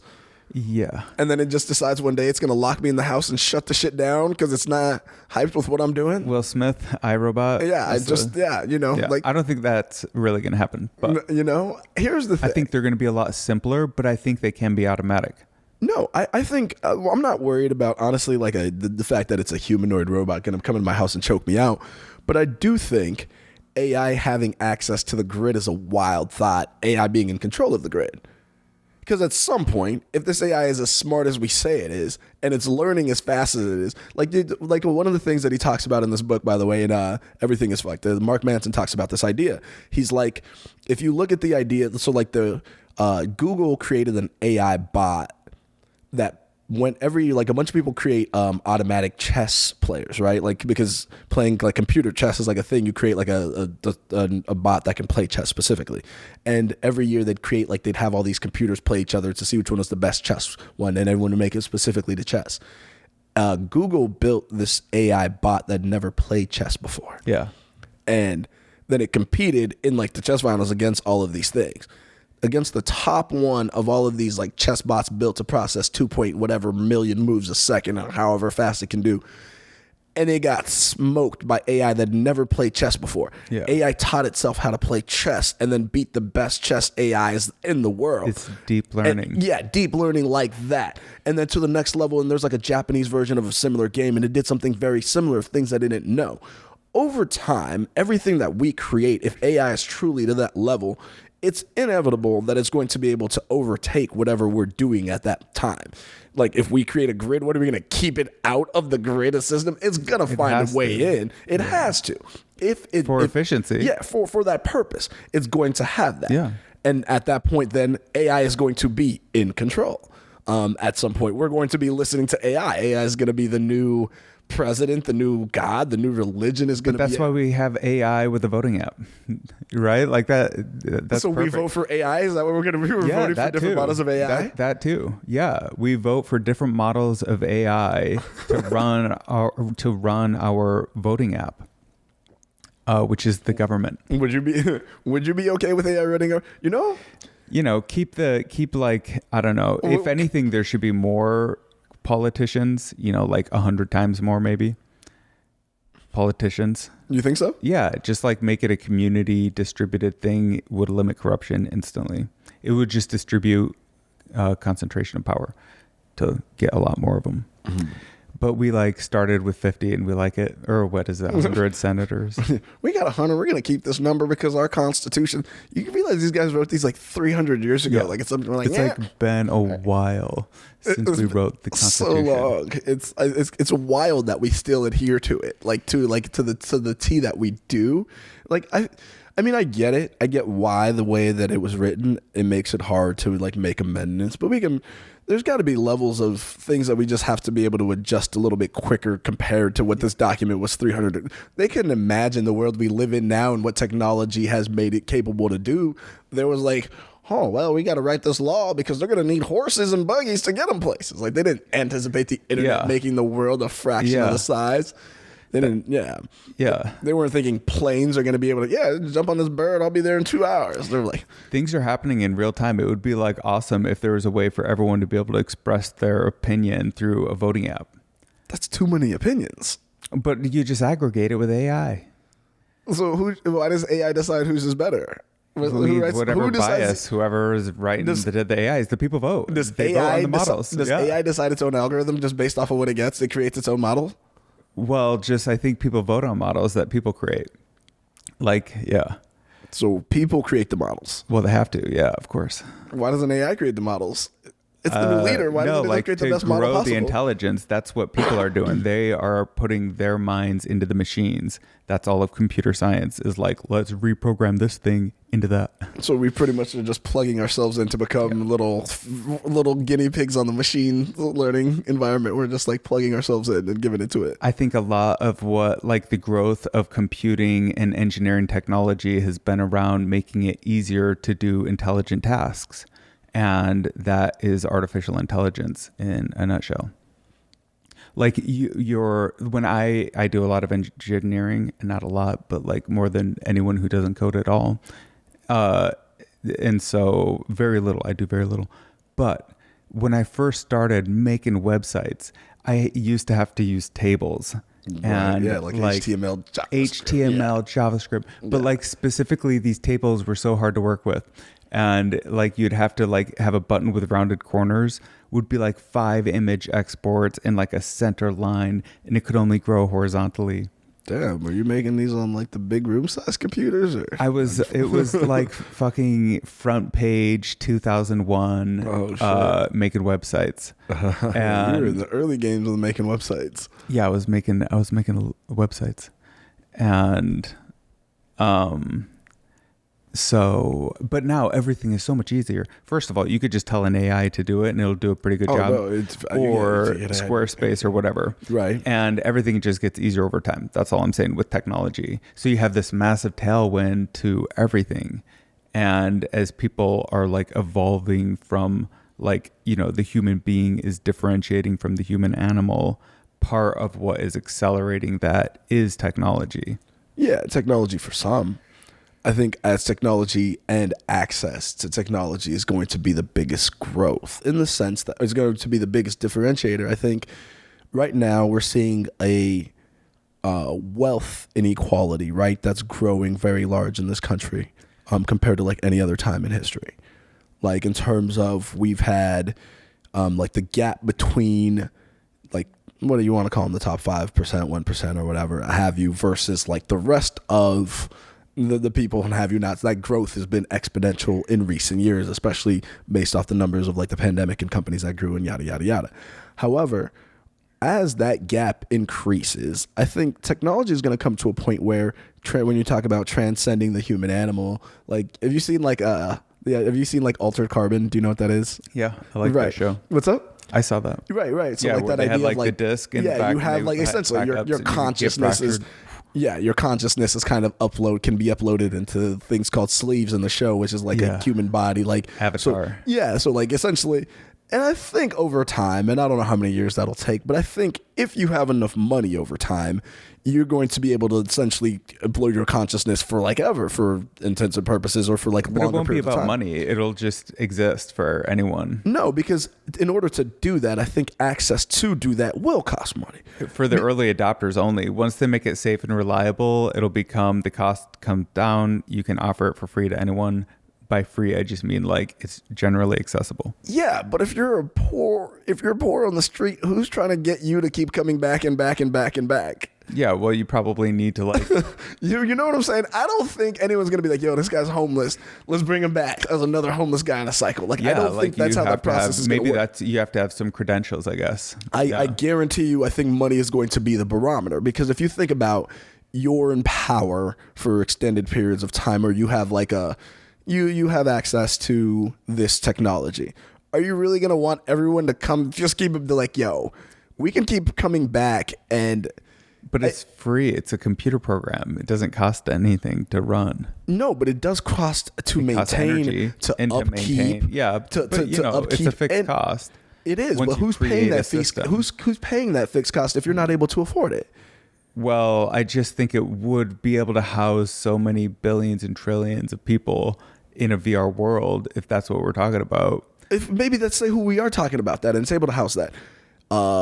Who's paying to maintain and upkeep that they're willing to subsidize the cost? If the government's doing that, why are they doing that? Just as a like why provide clean water? That's not the same as saying that people with nothing can be reanimated for life. That doesn't seem to make any sense to me. Well, just in the way that we think avatars. Now. What's up? Just like a limited caricature, like a picture of them. Not how they actually were. But maybe depends on how much information you have about them. Maybe you can do some that are deeper than others. I guess the whole thing about that idea that seems wild to me is that governments have spent all of history killing people for less. The fact that they're paying to maintain that for more blows my mind that you think that's something that's possible when we're talking about the duality of human nature. Because one thing that we can do is we build all these things and we do all of these things. One thing that it showed us is there will always be a population that gets scrubbed out of that history because they were getting shit on. If someone's got to win, someone's got to lose. And a portion of our society will always be losing if we have somebody that's winning. That's how it's been since the beginning of time. So saying that everyone would get re-sleeved in these altered carbon, I don't think it's hard for me to imagine a world that's so different from our own that people believe that there's equity and equality for enough people for that to be the case. We're going to have so much free energy and compute power. We got to do something with it. What if we build a million automatic robots? Free energy? Robots. What time out? How are we? We're developing fusion. It seems possible, in the fullness of time. Here's the problem. Here's what I say. And here's what I mean by that. We can create any technology we want. We also already have nuclear power and can develop that a lot further. And that's the crazy part is we can. And we've been able to. So we have the energy to do things. I'm not saying my argument is never that we're not able to do them technology or the things to do them. What I'm saying is no matter what comes out, someone will always find a way to use that to profit. And if somebody's profiting, they are winning using this thing. Sure. And if somebody is doing that is capitalism, exactly. Then that someone will also be losing on that spend. Yeah. That is how it goes. So what I'm saying is, the idea that a government would be like, hey, here's this technology that we can use for people when it starts out with early adopters, for people with money to be like, hey, we have this re-sleeving technology for if you have this much, you can create these sleeves and keep your consciousness downloaded on this thing in the server space, and you can keep putting your consciousness into a body and coming back, and we can do it for this price. It's wild to me to think that a government at some point would be like, yeah, let's make that accessible for everybody. What if it just became free because you became so good at administering it? What do you mean administering it? Who became good at administering it? What is the bottleneck in producing trillions upon trillions of units of those disks? You have to just see what scale. You can do anything at scale. And if the scale is every person on the planet, you can do anything materially possible in physics. Yeah, it's not a question of if it's possible. I'm not disagreeing that it's possible. I just find it wildly unlikely. Well, it's like space travel. You need somebody like Elon Musk to economize space. Yeah, and capitalize on it. But Elon Musk also said he was going to fix Detroit water, and he gave 2 high schools filters. Elon Musk said he was going to build the boring company, and it was going to look like some underground thing. He shoots from the hip. Yeah, listen, I love it. But here's the thing. Elon Musk has also showed that there's an idealistic way of thinking that a lot of people have, and I can your perceptions seem also that kind of way. I can see that. My whole thing is that regardless of the idealism behind these ideas, there is going to be somebody who's in their best interest to go against that because they are profiting from George Soros. Is that the guy? I don't know. I don't know. I don't know anything. What's up? I just hear his name. Listen. He does shady shit. Is he the one that's in the Congress lying about shit? No, that's not. I don't know. I think he's this rich guy that people protect. Yeah, the rich people are fucking they're all doing sketchy shit. Like the Peter I think Thiel that's blood true. people, those motherfuckers. Yeah. The blood. Do you ever heard about the blood banks? I wish I was one. I would be a blood banker. You'd be a blood boy. Yeah, I'd be a blood boy. Would you donate blood to Peter Thiel? Feed to keep me him like alive? a 25-year-old Swedish, I don't know, 20. Why not? Fucking Swedish champion. A Swedish House Mafia member. Yeah, just like a 9-foot tall, And just get his blood. blonde hair, blue eyes. And get that vampire in you and just fucking suckle at the Dude, teeth. I think you literally just jack their blood in your veins. I think it makes you younger. I don't know. Lance Armstrong did it to his own blood. I would do it in a second, so whatever. Would you really? Well, what's so crazy about that? So what if it was like, if you could, it was like $2,000 a pop. Wouldn't you be selling your blood all day long? I'd be selling my blood all day long. I used to sell my plasma in college. But this would be like 100 times that or whatever. It would be, but there's a part of me that's like, bruh, I would hate that feeling. I don't. You're literally selling yourself. But there's got to be some like optimal way that you can extract blood. No, maybe not. I'm sure maybe there is. Drain them of life. Oh shit! You're draining yourself of life. No, well, it's your blood. You'd be adding life. What's up? You'd say you would take other people's blood. As the old person, yeah. Oh, yeah. Or as a young person, totally, I would be selling it. Oh, yo, I got that blood, dog. It's that O positive, bro. This shit is fire. Yeah. Isn't that the best? O positive. Man. You should know your blood type, right? Fuck. Do I know my blood? Do you know your blood type? I don't know. No, I haven't. I've just always assumed that.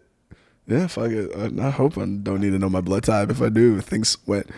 I've been told it, but I forgot. Yeah, I used to know it. I think it's O positive. I don't think I'm O positive. Or I can be AB negative. I don't know. One of those things. Well, I don't remember. It's one of those things, but my blood's pretty cool apparently. So I would infuse. What's up? I would infuse. I think if I remember correctly, I have a rarer blood type because I remember when I was donating plasma or blood, they said that. Or maybe I have a very common, like a universal donor blood type, which could be like the O positive, I think. One of those. But either way, they were like, we want your blood. I was like, Caleb, is that you? This has been proven true in rat studies. If you jack in a younger rat into an older rat, it like takes their blood.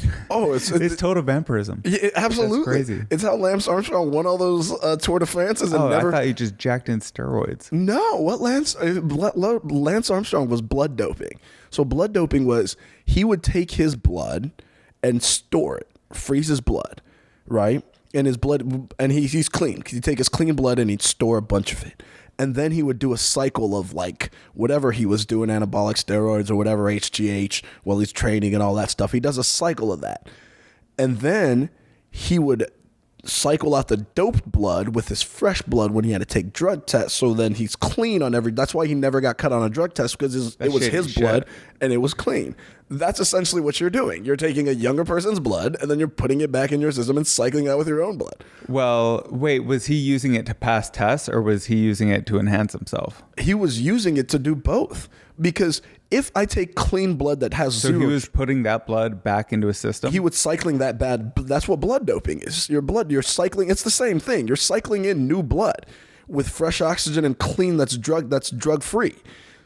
So he was actually injecting his own blood back into the system, not just being tested. He was being tested, but the test would come up with his own clean blood. So he was actually using it to like get his normal oxygenated blood or whatever. Right, because when you take a bunch of steroids and you do a bunch of shady shit, your blood comes up hot. Cleaning his so he was cleaning his own blood. Shit. That's the same thing you're talking about. I'd like to do that. Yeah, I'd like to do that. I'd like to Lance Armstrong myself. Yeah, that'd be great. Yeah, I'd feel so young and fresh. I don't know. If I could be a vampire. I mean, it worked for him. Would you be a vampire if you could? Oh my God. He won 7 Tour de France's. What's up? Would you be a vampire if you could? If I had to, but I had to live off like cycling out blood from other people. Like I didn't have to drink it, but I had to cycle it. You get immortality, but yeah, you got to drink some blood. That's fucking weird to me. Is it? Yeah, that's. Would you do it? Oh, totally. In a heartbeat. Any vampires? I also don't want to think I'd live. I don't think I'd want to live forever either. Really? No, I don't know that. It's just, I feel like the one cool thing about life is and I try to think about this, is that we got to die sometime. Yeah, but right? don't you want to be in control of that? Like, absolutely. No, I don't, because I don't sometimes.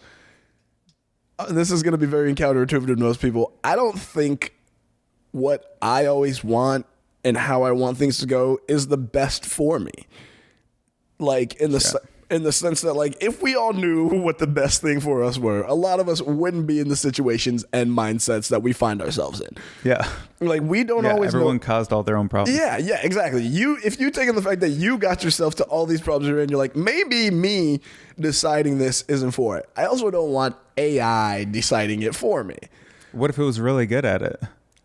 No, because AI to AI, and this is what I don't want, is unless maybe, and this would be too much, but the problem with AI is everything about AI, I think, would become to aggregated totals and percentages of, like, this has to happen to this amount of people or whatever, and it'd come up with these, thus making me just another serial number in a long line of them. Which, as if you already are? No, I already am. But we all are. I don't want that to be that obvious. I want to be able to lie to myself that I have some semblance of self-control in this life. It's good to know that we're all just like a serial number in the government database. Yeah, we are. But like sometimes, but like deep down, I'm like, man, if I really wanted to, though, I can like go to South America and get off the grid.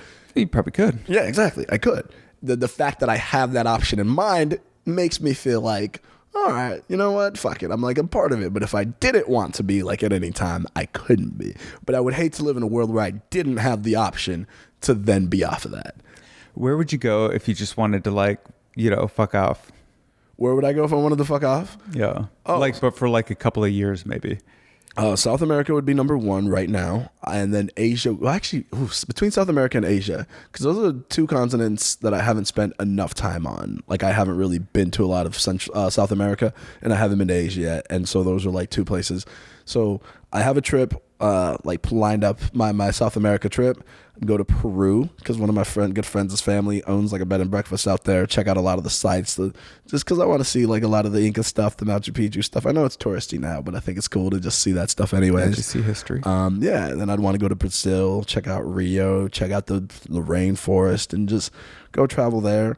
Then I'd want to go to Patagonia, so Chile and Argentina. It's more than a jacket. What's up? It's not just a jacket. Yeah, who would have guessed, right? Who would have guessed? Yeah, go to Colombia. So I have probably stay out of Venezuela. Go to Chile. Yeah, it's high corruption. Yeah, Venezuela is wild. But yeah, so check out a lot of that. So that would be my deal. But then I also want to go to like Asia and check out like Thailand. I'd want to go to Japan, South Korea, Singapore, I don't know, just to see it. I just love to travel. I've traveled a lot, but I want to travel some more. Like, I want to go to more places. Yeah, it's cool to experience new lands and meet new people. Yeah, I mean, just in different cultures and ways of doing things. And like, you know, for real, it is like just cool to go and see something totally new and different. For sure. And I think one of the things that a lot of people here, like, and I did too, was like go to Europe. You go to a lot of like Australia or like England or whatever, and like UK. It's like, it's very similar to here for most part. There are things that are different, but there's culture and society. You know, come to Austin, I can't tell you the difference between Edinburgh and Austin. A lot of white people, you know, like it's not, I mean, there's differences obviously, but people in Pflugerville. Yeah.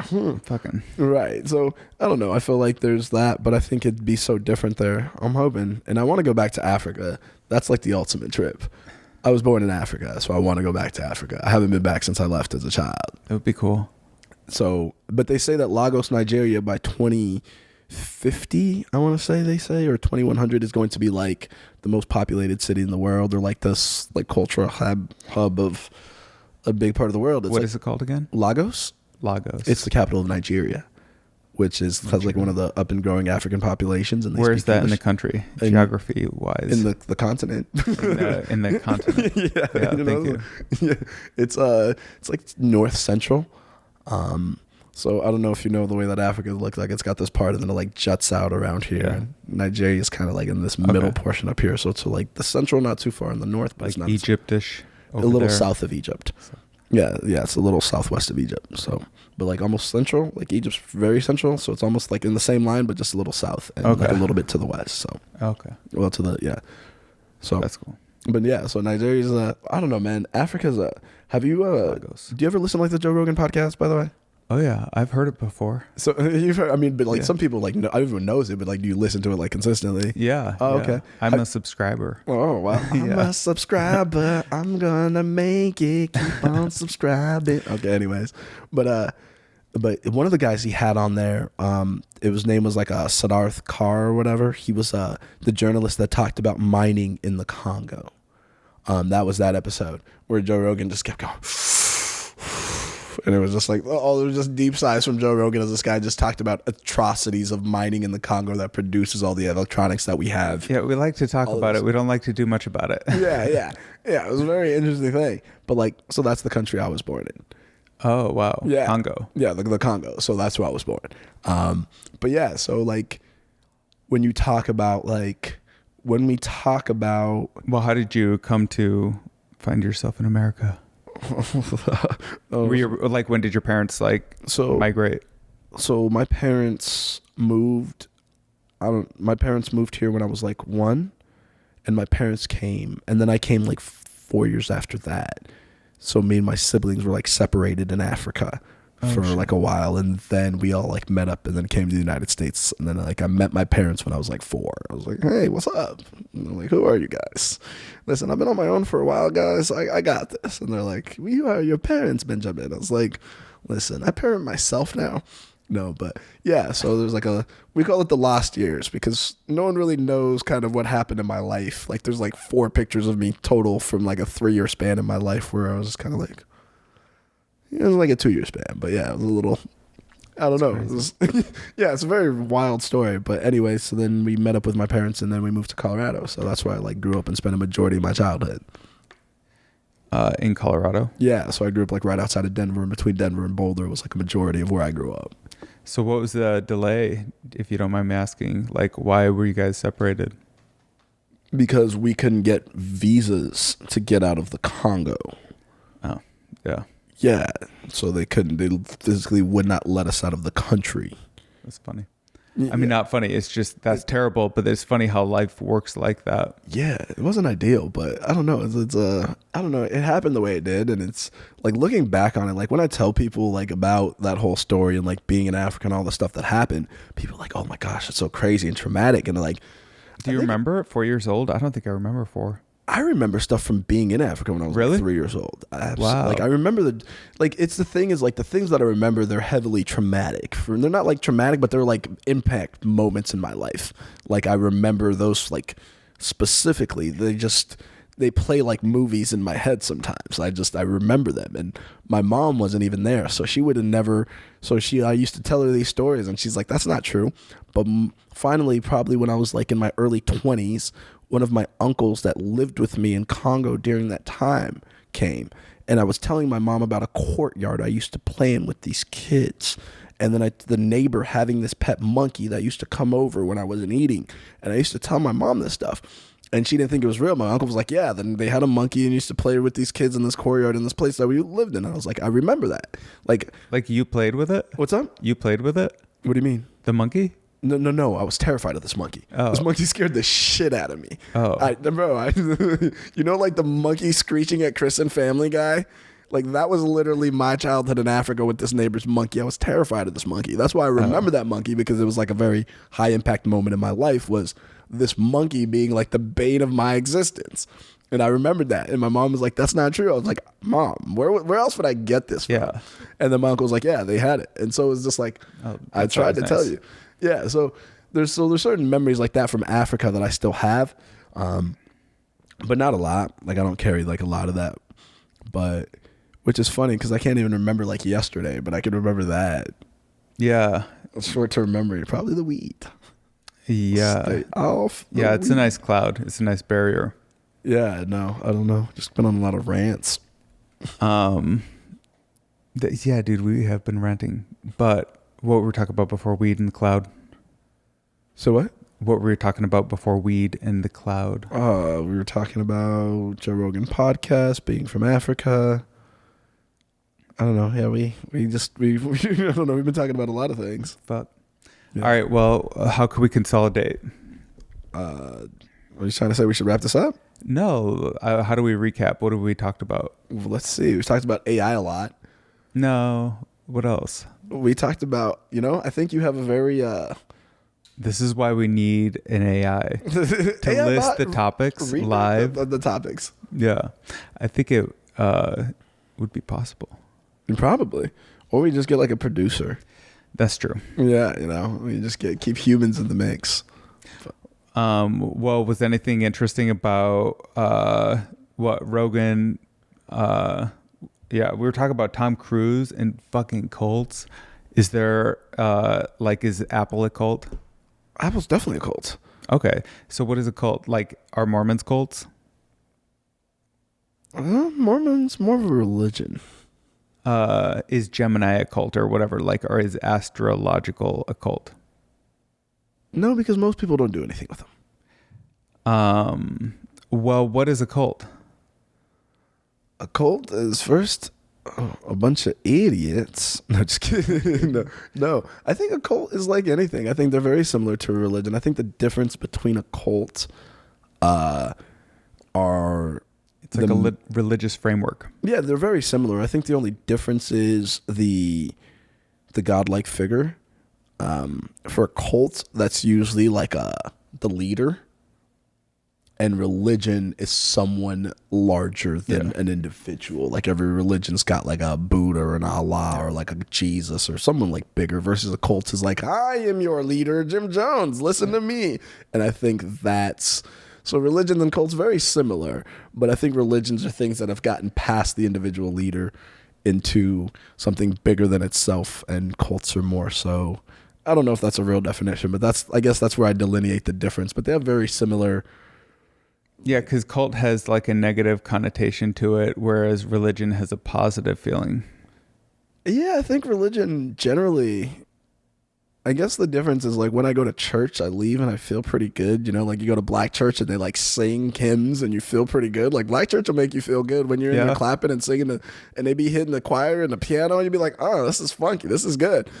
But then like a cult, you just get in there and then he like fucks your wife and you're like, I don't feel this great. Like why does every cult they have to fuck your wife for you to get in there? Yeah, it's a power thing. Exactly. Which I think that's the main difference is like in church the pastor. I mean, not saying he couldn't fuck my wife, but he doesn't have to. And cults are like, this is a barrier to entry is me fucking your wife, and I'm always like, all right, that's a bold strategy here. So. I don't know. Why does every leader want to? I don't know. I'm not even married, so I don't know why it matters. But yeah, there's like a negative connotation to it, and there's a ton of cults out there. Are there a ton of cults out there? I think so. I think anything that you're like believing in generally is a cult. Yeah, CrossFit's a cult. CrossFit and Christianity is kind of like vegan. Anything that you're like, okay, so here's the question. Can one theory explain everything? Can like any one single framework that exists, anyone's theology, any scientific idea explain all of science and history at once? I've never found it. No. I don't know if it's...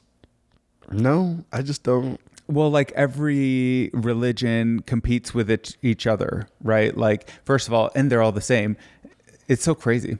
But there's a couple basic religions and the rest of them are off of those. But but every basic religion believes they're the right one. Yeah, they do. Yeah. So like by default, everyone is wrong, but the majority is wrong. The majority has to be wrong. If everyone else thinks that they're the only one that's right, then that's the only way that works, is if the majority is wrong. Yeah, which I don't think any of them are right. Well, yeah, that's kind of what science says. But even science is so flawed. But I was about to say, but science is also like a religion and they're also on some bullshit too. So yeah, everything is just what we think we know.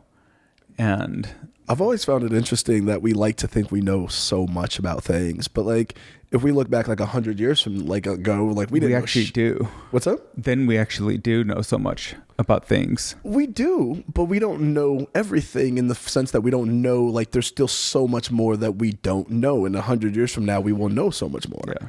But like compare yourself to somebody 100 years ago, even just the concept of an atom or a molecule or a planet, like, I don't know, like anything astrological, stars. All these would be completely foreign concepts. Yeah, because those people didn't read, but like a lot of those concepts were a big part of it. Yeah, but a lot of those concepts aren't new. Like if you look at for example, like hundreds of years old. You look at, for example, we still can't even build the pyramids the way that they did it then with the technology. I think we can. What's up? I think we can. The way that they built the pyramids there, look this stuff up. There's a reason why the pyramids are so fascinating to people. Like the way that they built the pyramids and the exactness with which like the tips were pointing, all sorts of different things about the pyramids. They're like, we couldn't do that like nowadays we could do it with our technology now, but like the way that they did it then, there's no way we could do that now even ahead of time. Well, they had free labor, and we would also require free labor through an AI robot. Is AI going to be, do we just have AI carry it up there? Yeah. Do you think AI could build the pyramids? Totally. Do you think they could build them better than they could in Egypt? Absolutely. Yeah, like it just depends on your specifications. I don't know. I'm sure that they can accomplish like a build, I don't know. I don't think so. I think or it goes nowhere. It's either that or nothing. Like there's no in between with AI. Either it can build a pyramid in Egypt for about, like the same cost as what they paid in Egypt with free labor, then. But did they have pyramids? Because we can't even agree on if they had free labor to build the pyramids. Well, isn't that the enslavement of the Jews? No, that's not at all. Huh. The pyramids, like people can, that's the whole thing. We can't even agree on like if some people say that they used slaves, some people say that they didn't. Some people say that there was all sorts of stuff. So that's the whole. Was it Hebrews? Like, wasn't there something? It's a Bible story. About the pyramids? Yeah. Not the pyramids, like Egypt. Yeah, Egypt had a lot of slaves in that time, but isn't that what they were doing? Is building pyramids? That's what, bro. I think you're talking about Joseph in the Technicolor Dreamcoat, dog. Is it? Yeah, I don't know. Like, I think it is from the Bible. I don't know if that's like a real thing, but like, how else would they have gotten built? How can you explain that? Exactly. They can't, and that's the whole interesting thing about the pyramids. Like, we don't even know. Number one. Question, here's from the archaeologist.org. 3 questions people still don't know about the pyramids. Pyramid mystery number 1 that we still haven't figured out. This is from August of 2022, by the way. How were the pyramids of Egypt built? Okay. They still cannot agree with how they were built. This is the time. What? Okay. I don't know. You can read it. So the largest Egyptian pyramid is made of 2.3 million stone blocks, each weighing anywhere from 2.5 to 16 tons. Like, if I'm thinking about slave labor carrying 16-ton stones up ramps with fucking log rolls to get these blocks on top of each other, the whole thing seems wildly... Couldn't you just like build a bunch of like wooden rollers and find a way to distribute the weight? And then to coordinate that effectively with how many slaves you need to make this work? Because I don't know, like just like unlimited free labor. Yeah, like it seems. Yeah, well, they didn't have wheels back then. You can read this stuff; it's very interesting. Well, what are the other theories? What's inside the mysterious cavities inside the pyramid? We don't know. And number 3, why did the Egyptians stop building pyramids? Again, no one knows. The whole thing. They were rescued by Moses. Moses said, "Let my people go." Yeah. You got it all figured out. So yeah. We also have Prince of Egypt. Yeah. Yeah. So you watch the play. Good. Big Joseph Weber fan. Joseph Lloyd. What is his name? Lloyd Webber? Oh, I don't know. I was talking about the playwright like that sings. What's up? Mine was a cartoon. Oh, the movie? Yeah. But no, it's a Bible story, right? I think it's like a real Bible story. Yeah, Joseph, yeah. Yeah. I think I've seen many versions. Yeah, I don't think anyone, I feel like everyone that knows it, no one's actually, who reads the Bible? Do people still, I think people read it, yeah. Yeah, so I've heard. I don't believe it. No, just play. Do you read the Bible? Are you a Bible guy? No. Are you an atheist? I've read the Bible, most of the New Testament, I think. You never Maybe read the part Old of Testament? I've read some of it. Well, if you read the Torah. Is that pretty good?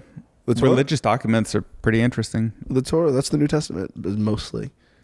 I mean, the Old Testament. The Old Testament and the Torah is pretty much what that is. So the Torah is like the Bible without the New Testament. But yeah, like all of these belief systems have their key document, and that is the keystone of their religion, is this founder story, myth, legend, whatever it is. Right. With like their principal documents, the Quran. Ah, yes. The Book of Mormon. The Book of Mormon. Yeah, classic one. It is the Book of Mormon. Ah, yes. The Book of Mormon. Great play. It's a pretty good book. Yeah. You can read it. Did you read it? Oh, like 50 times. Excellent. Yeah. Are you all familiar with the story? I've read it probably 5 times, maybe 8 times. Of Senor Smith? Yeah. Are you pretty Mormon? familiar. I grew up Mormon. Oh, you and grew I up did Mormon? the whole Oh, Mormon okay. thing, yeah. I didn't know. Did you go on a mission or no? I did go on a mission. Where'd you go for your mission? Colorado. That's so funny. People think of missions. I'm like, see, in Mexico, need to go to Africa. I went to Colorado. No, yeah, it was Colorado. It was kind of a fat camp. If I'm not, no, I'm just kidding. And it was 2 years you were there? Yeah. Yeah. What part of Colorado were you in?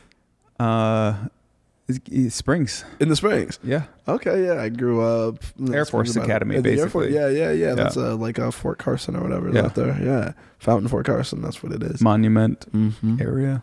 Yeah, that's very interesting. Did you like that area? Or? Yeah, it was cool. Did you like going on a mission? Yeah, totally. It's fun. You said, interesting. Because you know what? I've talked to a lot of Mormon people about their missions, and a lot of them liked it. What's really? Up? Yeah, they have. I don't know why. I mean, I say a lot. It's probably like 10 or so people. I don't know. Over time, just people I've met. No, it's a good experience. It gets you out there. I've always thought that one of the things, if I was in power, if I was a king, the only way I would be in power is if I was a king. I wouldn't want people questioning my authority. Listen. I like that. If that's the only way I'll do it. I was sharing this power stuff and doing these. No way. I'm taking the throne and I'm ruling it like a king. And I think I'd be a great king. I really do. Oh my God. I think so. It's very arrogant to say. I'd probably get assassinated at some point, but I think I would make a good king. Hey, that's like a qualifier. Yeah, that's how you know you're good. Yeah. You get assassinated. Yeah, so you got to get assassinated at some point. Yeah, I'm going to get assassinated at some point. But for the years I'm in power, I'm like, fuck it. I don't have that much time. Hopefully by then you have a backup of an AI disk, Nah, when I go. I don't want to come back.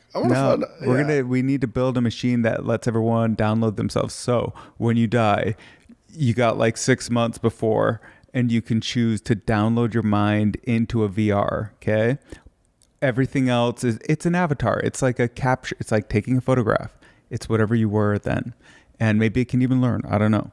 But just as a way for people to interact with you after you're gone, like they can do chats, all sorts of things that would be accurate, and you could set different levels. So would you freaking put yourself into that, in that artificial form, or would you just go and like, what if like 80% of people were doing it? What would you do? Probably not. Probably not. Part of me is like, some people are like, I think a lot of humanity, a lot of our lives as humans or things is the fear of death. And I think our society has a very interesting look at death, where we always fear it the way that we talk about it, and then like this hushed reverence that you can't speak about it. I know a friend, she won't even say death or die because she's like wants to live to be like 100 or whatever. So she doesn't even say death. And I'm like, what you fear and what you like love are very thin sides of the same coin, but what I loathe have find me, because when you fear something, you put energy and thought towards it, and in the way that I believe the universe works, it will come find you. Yeah. But I do think death finds us all. Like you can't afford death.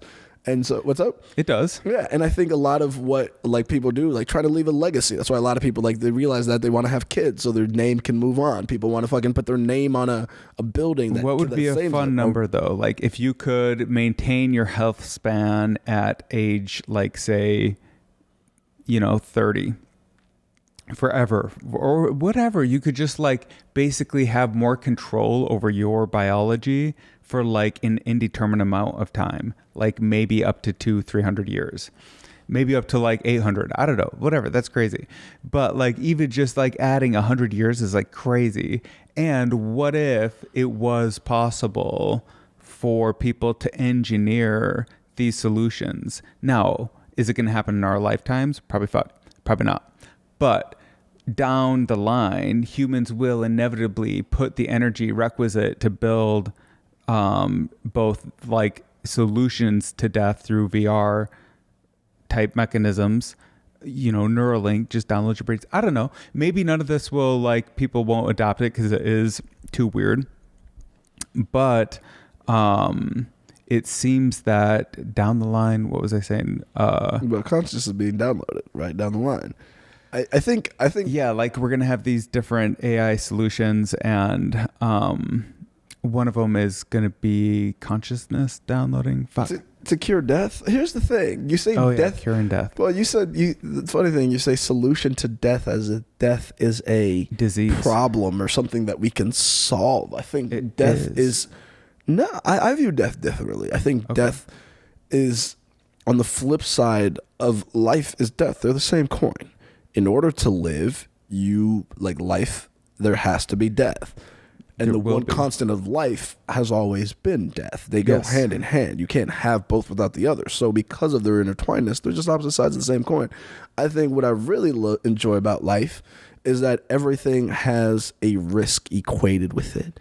If there was no risk in anything that we did, there would be no value in it. If we knew that we can live for 500 years, I'm going to die at this point, it cheapens what we do. There's an inherent, that's what I love. You're not guaranteed time. What's up? It doesn't cheapen it because you're not guaranteed time. Anyone can get taken out by anything at any time. Yes, we can. And they do, like all the time. And that's the beauty of life. That's what I'm saying. So there's no guaranteeing you get to anything. So that's why you just live as long as you want and just count on the universe taking you out at some point. What do you mean? But that's the whole point. If your consciousness can just be downloaded and you have these sleeves that are uploaded like every Tuesday or whatever at 4 p.m. you upload like a fucking update. I don't like that as much either. Yeah, if you could just take that and then just put it in a new sleeve that just is like a body that's like a young fit body that looks like no, it's just a blood transfusion.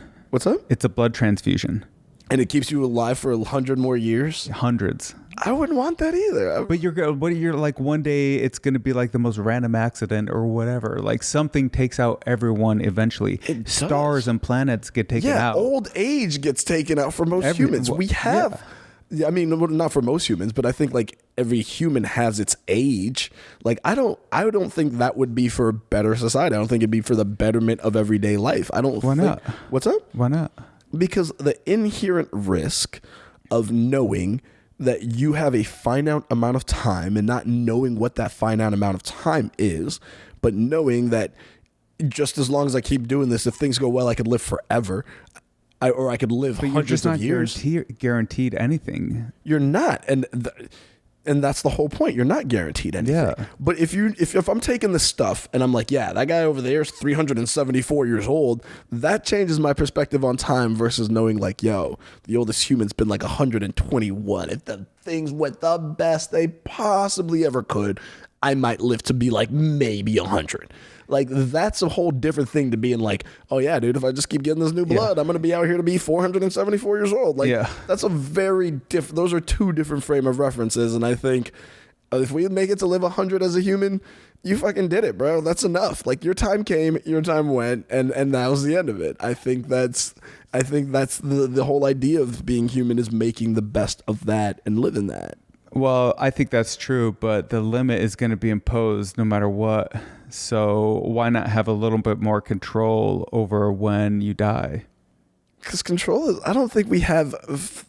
Like, what if you could just do a blood transfusion and it literally reversed damage and it regenerated tissue and organs and whatever? Your mind is always decaying, or I'm sure there's limits to this kind of stuff. But if you had a biological way biologically to like restore and rejuvenate people. So what's the side effects? Because that's not natural. Everything's got to have a price. Yeah. Regardless of what anything is, And here's a firm. But what's the price of the iPhone? What's it's up? like, what's the price of the iPhone relative to its value? Well, when children slaves make it $1,000, we found. Yeah, but if they didn't, it would be 2,000. Right. So we're okay. We've decided as a society we're okay with $1,000 iPhone as long as we don't see the children making it by hand. Yeah, as long as they're on the other side of the world, we don't see them. They're out of sight, out of mind. Yeah. We've decided as a society we're okay with that. Yeah. Now, what I'm saying is, what would be the cost of something that heals all your things? Everything has a cost in terms of whether that cost is time, whether that cost is money, whether that cost is physical. Everything has to have a cost. But technology is always making those costs less. In a way, but this isn't about technology. This is your individual body. Like, it's got to have a cost. You can't tell me I inject a blood transfusion, whether it's nanobots or whatever, and there's no physical price that I have to now pay because of that. There's got to be some sort of a cost. What about Everything like vitamins and ibuprofen and but you take like 30 ibuprofens, you'll probably die. It has a cost. Like, what is the cost of this? There's got to be a price. There can't be no price. Everything has to have a cost. But like the cost should become less and less. Like, the what is the cost? Because technology engineers out side effects. It does, and it just changes things. Well, that's kind of an engineer's job, is to look and figure out what are the side effects from these changes and how do we reduce that. And it's one of the things. It's like a small part of what they think about. Reducing implies that they are. So that the question is, what is that? That's my question about the price or the cost, whether that's a monetary cost, whether that's a physical cost to whether there's a physical cost to the toll on your body because you're injecting these foreign substances. And as we know, the human body over time rejects foreign substances. And that's why a lot of transplants don't work for long periods of time. Yeah, but they'll perfect it with technology and AI. You keep, and I'm saying that hopeful dream, and it could be a false dream. I don't know. And I listen, and I'm sure they're going to affect it in a way that makes it plausible for some. But like in 1,000 years, like if a nuke doesn't go off, we're gonna do it. Right? That's the only thing that is like, right? Maybe. I don't know, like barring some self-destructive global event, humans will iterate technology, including medicine. And one of the things, like, David Sinclair, have you ever heard of him? He's like I've heard of him. I'm not he's big fighting on aging or whatever. Yeah. Have you, what do you disagree with? I don't know. I said I've never heard of his thoughts. Like, I don't know his idea. I don't know a ton premise. of them. I just know he's like an example of an online commentator on aging research and is working in that field. And they have all like these prizes and grants for people that are doing research. Of course, because everyone wants to live forever. So anyone, accomplish. Well, it's actually a great way. It's like bounties, basically. People should create bounties. What do you mean? Incentives for like anyone to solve a problem. So like bug bounties in code. Sure. Like whoever like solves those bugs, you get paid out. Yeah, I understand. Okay, so like a bounty to do that. And I have no problem with that. My whole thing is, and I guess I have a viewpoint of the world. Like, I think that technology can only, like, there's a certain level to which technology can close the gap between animal and nature and human. And I think technology can bridge that gap, but I don't think technology can ever fully close or be end all in that. Okay, what if you got Neuralink? Okay, and it was going to be a total upgrade. Everyone was doing it because you have to just feel what it's like to be inside Neuralink. And but the cost to it was that like you give up a portion of your privacy forever. Because like if you join the network, then you get a general sense of everyone in the network.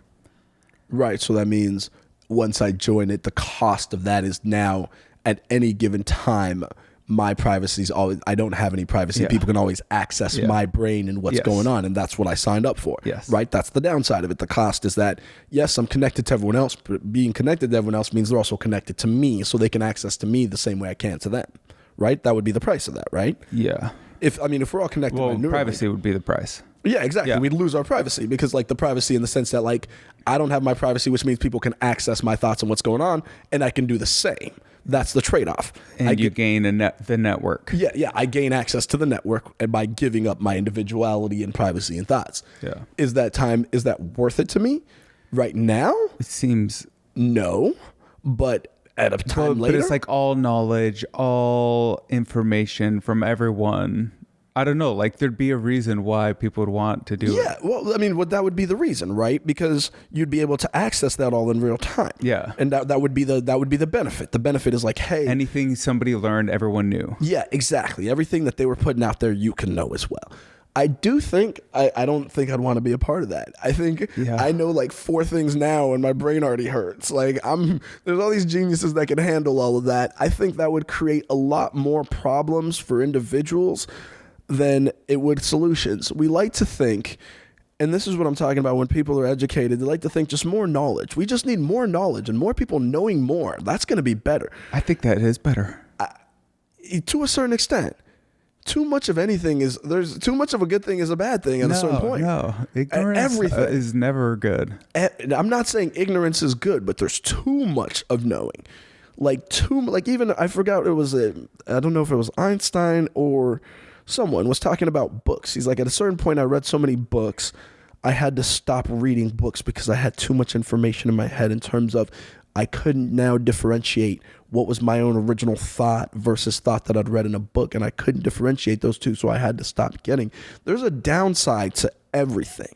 And I do think, like we look at it now, like we look at right now, everyone thinks they're a fucking expert because they can Wikipedia something or Google it. So then you have these everyone will fucking, I got this rash or I have a cough. Let me fucking WebMD it now and tell me, and I'm a fucking doctor and I'm going to diagnose myself. With everything that we do, there comes a downside and a problem to it that we can't avoid. That's the cost I'm talking about. Technology can maybe reduce this impact, but when you reduce it in one way, but you have to increase it in another. That's why you want to know everything so that you're not ignorant of anything that can help you. You can't know everything. It's not possible to know everything. It's not possible. You can if you get like tendrils into your brain. Your brain wouldn't even, it's not that you couldn't know it. It's about the recollection of it when you need it to. Unless you're able to talk to a computer, and this is the difference. You can like talk to a computer and have it bring stuff up for you. Yeah. But that's different from you personally being able to recollect this. Your brain doesn't work that way. It couldn't. It wouldn't work that way. I don't know. I'm just saying the cost of doing that. If you look at it, for example, you look at your brain. What is your brain except for it's a power plant? Right, that's what your brain is. It sends electrical charges and signals that the rest of your body reads to process things. Yeah. So what it's doing, it's sending power. Nervous system. What's up? It powers your nervous system. Yeah, but like essentially, all it's doing is sending out signals. So it's electrical power. Your brain. That's why they can read brainwaves, because it sends it out in a signal that can be read by a computer. Right. That's why like Stephen Hawking could talk with his thoughts, start thinking about things, because the computer attached to his head could read his fucking brain. It's crazy, but that's how our brain works. It sends out electrical signals that are almost that makes sense. Yeah, they're completely mechanical. Like they can be read by a system. And so now you imagine now we overload that with all the information possible. What is the power of now that your brain is working at? And if it's working at this power full time, what is the cost on its lifespan? Did you just shorten your brain's ability to stay alive and power electrical signals because you overloaded it as a circuit? Everything has a cost. Can you overload your brain, or is it just like this state machine that just is like it is the configuration of the neurons? Like this is the free will argument. Do you have free will or not? Obviously, the answer is you don't have it in the moment. Whatever is going to happen is going to happen. But if you go like 3 seconds earlier, you start to get some free will. And then like if you go 3 years earlier, you really get a lot of free will. That's just about what is tangent. Well, no, I'm trying to like just see how like that plays into that. I think this is different because you're introducing anything that you do to a human brain to enhance it or enhance something that wasn't originally built there is going to now affect the part of it that are differently. So now you're going to be like, is your brain now going to take more blood to pump it because now it's working at an exponentially harder rate, thus taxing your heart. So now you got to get a heart implant that makes your heart go more, but now your muscles aren't able. You know what I'm saying? Like all of this is leading to a point where you're going to get to like We're pretty much Theseus fucking shit. robots. Yeah. Yeah. We're just cyborgs. We're just cyborgs. And that's, do you want to live that way? Totally. What is the cyborg? Yeah. I don't know. Some people want that. I wouldn't want to be a cyborg, but some people would want that. Why not? Why not? What if like the cyborg heart was like way better blood flow, constant, you set the O2 level, that kind of stuff. Also, again, back to this thing. There's all of these things. But I guess the question I would be like, if I'm a cyborg, why do I need blood? Well, to have a way to cycle around all the energy and all the oxygen and everything, all the nutrients. But what I'm saying is they can't make fucking electrical tubes that push nanobots through it, because if I'm not physically in my body, then why does it need Probably to be one blood? day. Yeah, maybe You know what one I'm day. saying? Yeah. So then the question is, can I feel things like I can with my hands, or what's the point? I mean, I don't know. Exactly. Like at some point you become something different than a person. Yeah, absolutely. And I don't think I'd ever want to be anything different than a person. I don't think I'd want to be a majority cyborg. I'd want to be a cyborg, network me to the system. Yeah, you'd be the first person to get plugged in. I would be the last. I think I'd wait for a good amount of people. I'd one of the beta testers out what first. If anyway, yeah. I'd wait for a good amount of people, but I would be interested to see what the effects are going to be when we have people offering all these different levels of solutions, whether it's like injecting your blood or putting yourself into some VR machine. And then also, what were we saying? What was the VR machine? But I want to be in a fucking VR machine. No, well, it's just like we'll have these alternative options. So like, you know what I think would be more likely than like alternative options like that? I think it's going to be more so. I don't know. This is my thing. I think in the long run, what's going to be easier for the powers that be for people is, why give people powers of bionics and this when people just want to be sedated? The VR world, that doesn't require you to get a new body and blood infusions. That requires you to just be in a place, a room, in a fucking state of stasis with just transfixed. Maybe it's some drug or something that connects to your head or your brain and puts you in a little world that you're just in, like some VR world that connects to that. And I think more so likely people are just going to be fucking vegged out steaks, just lying in these fucking farms, fucking VR'd out of their goddamn minds. And that's more likely where people are going to be, just living in this happy little VR world. That's where their whole world takes place. And they're just kind of, their physical body is just in a fucking room somewhere on some couch, just like in their VR world, experiencing whatever they're doing. Yeah. And I think for majority, if I'm being honest, I say that's way more likely than being like, yeah, we get these ultra carbon sleeves that we could fucking free run and jump 20 feet high in. Like, if I had to say where humanity was headed, that scenario was much more likely. We're definitely going to get like people that can do superhuman feats with robotics, because all of, like, you have to give yourself infinite growth of technology. I'm just talking over about 1,000 that not years being the common. That's not going to be what's common for most people. I feel like eventually someone's going to be able to figure something out that can do something like that. Like, that's not... Well, like, just everything, we always elaborate. We always do. If you have... Yeah. But if you've just figured it out, the cost of doing it is always going to be high. And by the time you get that cost down to where it's manageable for the majority of people to get it that want it, there's already something way cooler that's made those with money or ahead in technology. Well, just think about like clean water or a smartphone. Honestly, for most people, they have smartphones in the world I know. In the world you know. Yeah. That's the caveat to that statement, because you're talking about clean water and smartphones, because I know a world of people that don't have either. So the world you know is different than the world that is for everybody. And that's my whole point about this winning and losing thing, because certain people can live in a world where they don't know people without clean water and phones, but somebody's winning, which means somebody's got to be losing. And there are millions, if not hundreds of millions of people, or billions, if we're being honest, in this world that don't even have access to that. And that's what I'm saying about this technology stuff, is that, sure, we're going to get to this point to where people are able to do that and make all of that, and someone's going to make this new technology and it's going to cost them. But by and large, a majority of the people in this world are not going to be benefiting from those technologies. They're going to be on the losing end of that, just like we are. Well, the now. losing end only that they're like receiving in some ways the most safe and reliable version, which is the one that has been fully produced. That's not what I mean by the losing end. I mean the losing end is if we're going to be making this stuff, we're going to need more and more of the resources that we use to make this stuff. That's a big part of this. Like, you want to say that we can create technology to do that, but what powers those resources? What powers those high metals that are allowed to do this? New technology. It's all built on, it's all accumulative. It is, but you can't build technology without raw materials. What do you think the chip shortage and all that stuff was? They need tantalum to make these chips. You're not building processors out of thin air. Technology is not going to take away our need for raw materials to physically build the way that we power technology. That is a caveat to all of this. And the bigger it gets, the more expensive and grand it gets, the more physical and raw materials that we need. And the more that we mine of that, the more that we get of that, what does that create? Scarcity.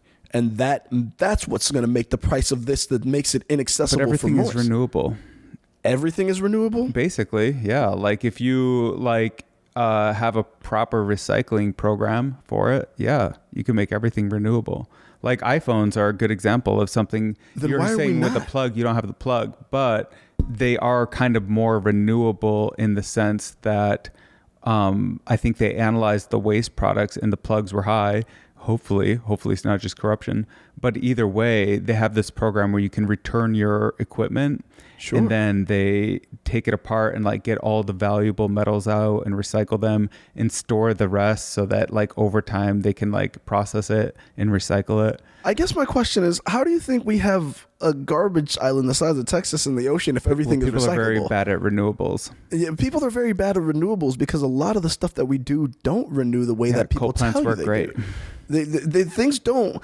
There's this image, like, for example, there's this documentary about recycling, and you find that like probably it's like 80% of things that go put in labeled recycling don't get recycled. Yeah, I would believe that. Yeah. And it's like, oh, they tell you, oh, we renew all these batteries and we find all these metals. And it doesn't work the same way that we do. We tell you that, oh, we have all these clean resources that we get from these what do we call them? We call them, when they're not conflict, what's the name for them? If they're like, we have like conflict minerals, but they're not conflict. We call them blood diamonds. No, blood diamonds are like, classic movie, by the way. Shout out to Jamin Hunsu, great actor. But what I'm talking, what's the name for them? We call them, if they're not blood diamonds, though, the opposite. They're, I don't know. We have a name for like them. That means they have like a clean chain, like they have a clean supply, like they're not blood diamonds. Like there's a name for that. Just I don't know, but I get that idea. Oh yeah, there's a name for it. And just I can't like remember. A verified, trusted. Yeah, it's like sourced. Like it's like us. You can source or whatever. They can source it, and it's like it's clean sourced or whatever. It's some word like that. So we say that a lot now. But a lot of what we do, it's not, because the viability of it requires an effort that most people aren't willing to put into what we have now. But more so, a deeper portion of that is, regardless of these technologies, like even batteries, right? We're trying to find a way, like Tesla, for example, is one of the companies, because of all the problems they have sourcing lithium, which is what's used in every single battery, and sourcing a lot of the things. Tesla's trying to make lithium-free batteries, right? They're trying to make lithium-free batteries. So like, oh, we're not sourcing this lithium from these conflict mines or whatever. We have this clean-sourced lithium. Great. We took the lithium and we clean-sourced it, or we made a lithium-free battery. But what about all the other metals that you needed and all the tantalum that you needed for this? You still source this from the same mine. Yeah. And at some point... The ethics of that should be exposed. And that's the point. They're not. They're not right now. In the world that we live in right now, there's people that work that are forced to do this. Well, nobody wants a tax on their phones. And that's where we draw the line, the inconvenience for us. And that's the whole point I'm trying to make. Because nobody wants the tags, no one wants to point out all of these things because it's more convenient for us not to. Well, it is out of convenience. Absolutely. And there will always be that factor in everything we do, regardless of what the technology can create. That's my whole point, is regardless of what technology can do, there's always that factor of like, well, for our convenience, we're willing to inconvenience other people for our convenience. That's the only point I'm making in all of this in terms of the opposite side, is there's always going to be that. And in this society that we have here, no technology can erase that aspect. It can't. Erase what aspect? The aspect of us being willing to use our convenience for that and harming other people to do that as long as it's convenient to us. Yeah. That aspect. Technology will never erase that part of it. Yeah. Well, but still, it's going to be people getting smarter and better all the time. And like everything's going to get cheaper and easier over time. And bread is going to get cheaper. And there's no way it can be different because everyone is going to optimize and harden their supply chains and their businesses to be more competitive. And all of that is creating this this like, I think economically it's called deflation. And it's just like this, things get cheaper over time. The prices come down. So like, what is the cost of the compute power in a modern smartphone versus the phone that they used or the computer on the Saturn V rocket? It's like orders of magnitude more powerful than like the entire Apollo program. Sure. But and it's just like, and everyone has it in their pocket, and it costs like $700 million or whatever. I don't know, like a lot. Yeah, because there was a vested interest in doing that because now you can track people a lot easier. But like that's the tailwind. That's the tailwind is everyone has a million Saturn V rockets in their pocket all day, and they can access the internet with it, and Google and GPT.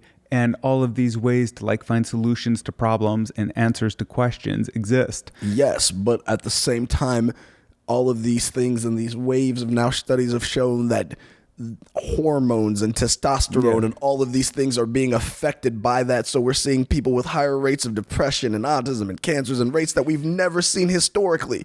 Yeah. So it's like, what is the price of that? There's a cost. There's a cost. And that's the point. There's always a cost. There's nothing that comes without the cost. And it's like, how are these, and the question being now, how are these consequences here that we're barely thinking? Like one of the things Elon Musk always talks about is the population shortage that we're headed in, and how the lack of kids, and he's single-handedly trying to get that number up out here, pregnant. He's got like 10 kids, that motherfucker. Keep going. It's him See and how Nick, many he can make. Him and Nick Cannon, they're both like racing to it. Yeah, they're racing to see who can put more kids on this earth. But it's like there's all sorts of these things. How are all of those things going to affect us as we move forward? And I'm like, I love the idea of technology. I think the one thing that people get carried away with technology is everyone always sees the vision of what it could be, but they lose where we actually are. They move. Yeah, they don't see the downside of the problems created with that, and what everything that too, and where we actually are. But like everything, every head coin has a tail side, and it's hard to anticipate what those are. Some are foreseen and some are not, and there's always going to be both.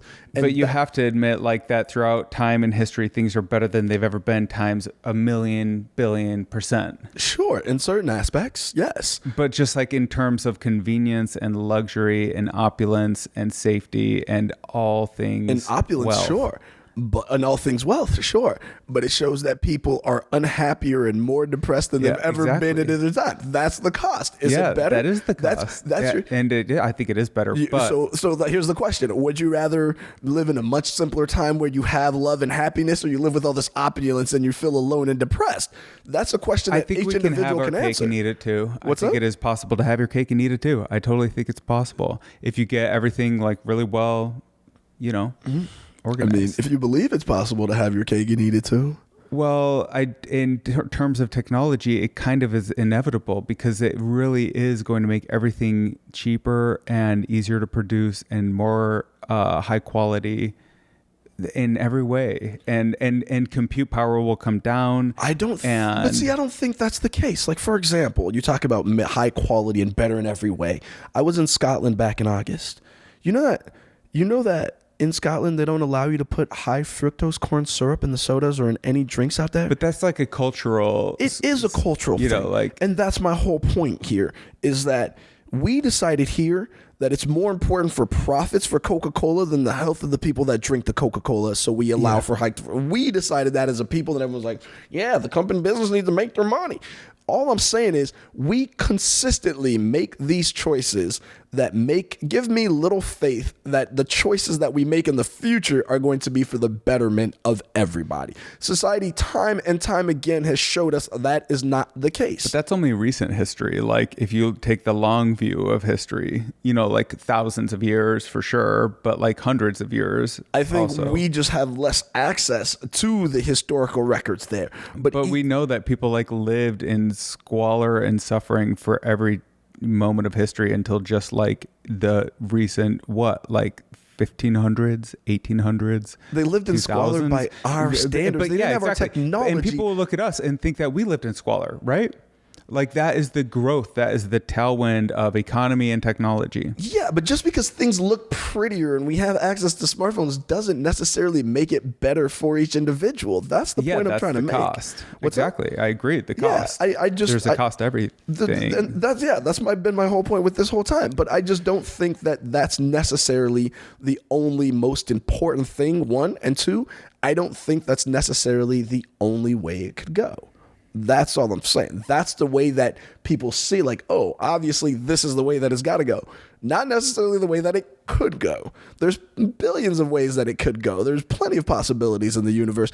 I think you like to see it this way. You're like, this is going to be the way. But the same way that you're talking about it being relatively new, this change in technology is also relatively new in terms of how this growth has happened exponentially. I don't think that's necessarily the way that it's going to always be.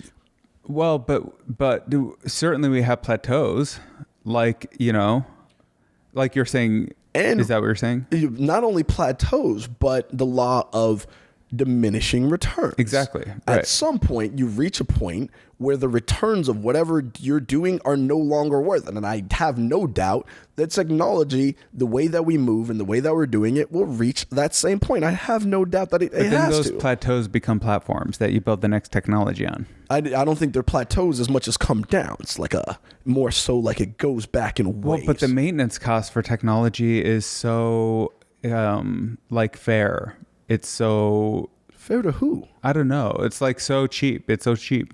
It's so cheap for us. It is cheap for us as long as we have those dark people over there that make it that make it available to us. As long as we have those child hands that make it cheap for us. Yes, it is cheap for us as long as we do that. Like the maintenance costs are cheap. Exactly. Yeah, as long as we do that. So as long as we keep enslaving those little children and using their nimble fingers to make it, it will be cheap to us. Yes. But generally, once you build something, it doesn't cost much to maintain it. So, I mean, it does cost a lot to maintain it, but it costs even more to grow it. Like it's easier because to grow something, you have to maintain it and do more. To grow something, you have to maintain it and do more. Sure. I don't disagree. And so the maintenance cost is less, is basically all I'm saying, of technology. And so we're going to find these plateaus and optimize them and make them more efficient because that's what technologists do. So are you saying child slave labor is a plateau in the phone right now and we're going to find a way to transcend that? Is that what you're saying? Well, that probably is a moral issue that these companies should deal with. Yeah, I'm just saying, like, is that what your argument is? Like, because unless we're solving that, I don't think then that solution that doesn't address that is a solution that is better. Well, history will judge everyone, and it usually is a pretty harsh judge. History is written by the people that won. Kind of. Not except kind of. more and more, the truth is just generally known. And so generally it's harder for one side because there's more information accessible for all sorts of... what's your source for truth right now?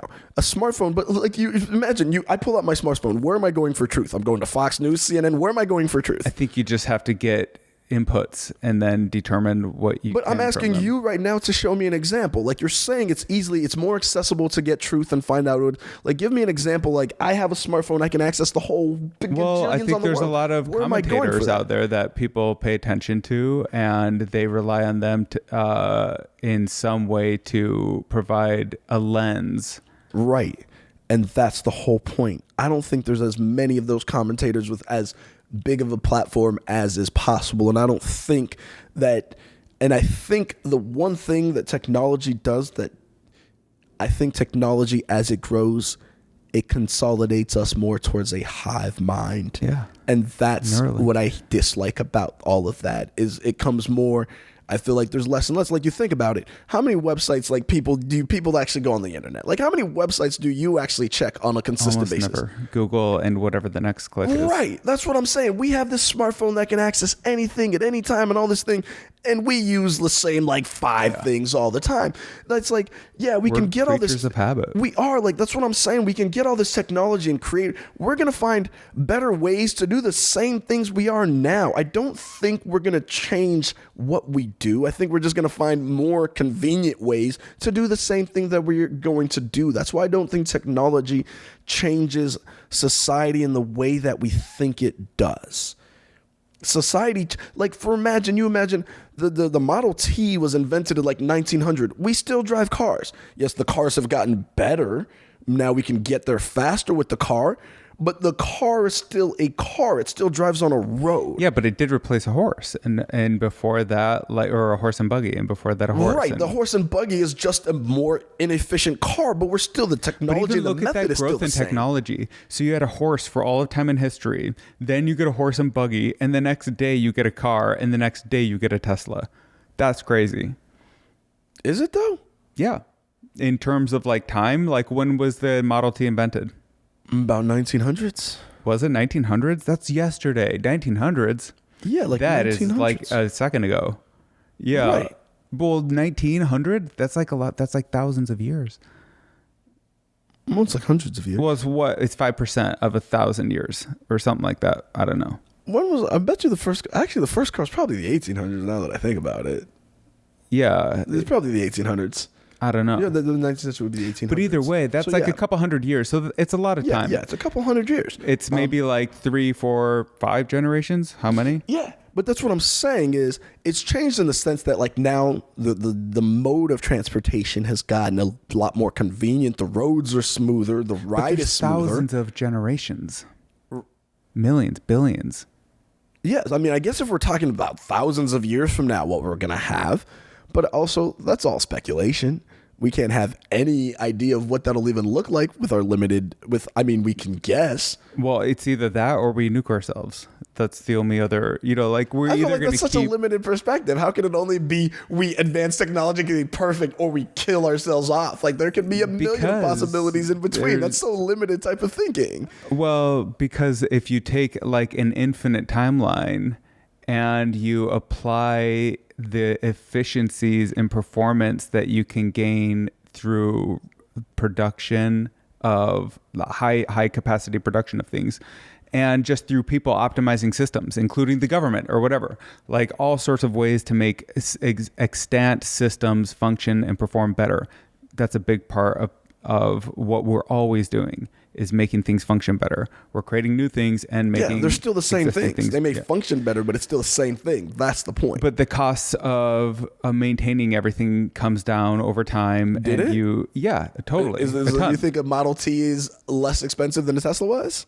Well, but a Tesla is less expensive than Tesla was.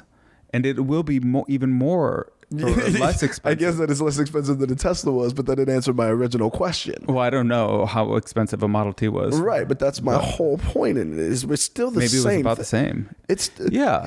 Everything New is technology relative. is always expensive, but what is going to happen when a Tesla is 25 grand with the tax rebate? And it's like cheaper than a Honda Civic? Everyone's going to get a Tesla. Everyone's going to get a Tesla. No, I don't think so. Yeah, it's going to be the same as the iPhone. Everyone's going to have one. No, I Or don't think whatever, everyone's like going to have a smartphones. Tesla. I It's don't going to be think Tesla and the next 2 or 3. that's I don't know. Like you guys, you're on that Elon Musk train. You're just like Elon Musk is going to rule the world and he's the greatest thing since sliced bread. I don't think everyone's I going to. definitely don't think that. I don't think everyone's going to have a Tesla. There's going to be like everything. I think the one thing that iPhone did very well was, one, by being first, they were able to ingratiate itself in our lives for most people before everything else was. Yeah, first mover advantage. Yeah. They were, and not only that, but they were the first to come out with an iPad. Everyone thinks they need an iPad, which is just your phone but bigger. It doesn't really do anything different. But people are like, I need an iPad. So now everyone's now got an iPad. It's consumeristic. Yeah, exactly. They they capitalize on the consumeristic version of our nature, and then they tied in things to that. So anything that has ability to give us the convenience of being able to be intertwined with our lives, at some point there's going to be some technology that works like a Siri in your home that ties into your phone that's already here pretty much, like Siri works. But it may be something that comes along that's better. Maybe it's through Amazon now. They deliver your packages and they coordinate your kids pick up at school or whatever through Uber because they own that too, and they make your meals through Blue Apron because they own that too, right? Yeah. So then they're going to be like, well, we have now the Amazon phone with your Blue Apron and your Amazon whatever, and then that becomes the new thing. I'm sure at some point everything's going to go along those lines and things are going to move on. I just don't think the impact of that is going to be as big as your vision of what it is, what you think is going to look like. I just think it's all going to be free and everything is going to get easier because we're going to do it a lot and make it more efficient. When in society has anything been free? Just water is basically free. Like I don't for now. Think about it. I think water's going to have a cost in the future. Well, we are tapping the reservoirs under the country or whatever. Like we should be more renewable with our water for sure. I think that we're going to reach a point where I think we're going to exhaust.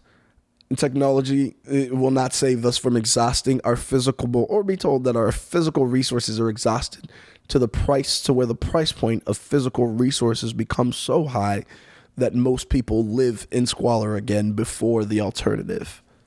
No, like I think everything is going to get so much cheaper and easier over time. Like robotics and automation, artificial intelligence. Like it has in history over time? Yeah, like in the same way that the Industrial Revolution created a totally new baseline for society. The information revolution that we're in. So I just want to point out, so you're limiting this to just us here in America, by the way, right? Probably for the next like 20 to 40, 50, who knows how long. Sure. Maybe honestly, way less time. Honestly, maybe like it's us and then the world. It probably is how it is. Because the costs are going to be so free for anyone to educate themselves and be able to tap into all the technology of the species through an iPhone. That like some people will capitalize on it. Yeah, but they don't capitalize on it. They don't economize it. So what makes you think that that's going to change? Because if they already have access to something now, people are going to have problems that have never been exposed to the opportunity. Like one of the big problems with poverty. Yeah, one of the big problems with poverty is you have to focus on it. You know, like if you don't have to focus on it. What do you mean you have to focus on it? You have to like solve the problem of having less than you need. You know, like. You've never been poor in your life. Oh, I've definitely been poor. Yeah. Like, what do you consider poor? Like not having any money and can't get more. Okay, that's not poor. That's broke. I'm talking about poor. I've been broke. Yeah, a lot of people have been broke, but I'm talking about being poor. Really poor? Probably not. I don't know. Okay. Yeah. I mean, I could always like fend for myself in some ways and like find a way to create an income. Did you how was your like family life growing up? We were pretty well off, but you know, not always. We went up and down.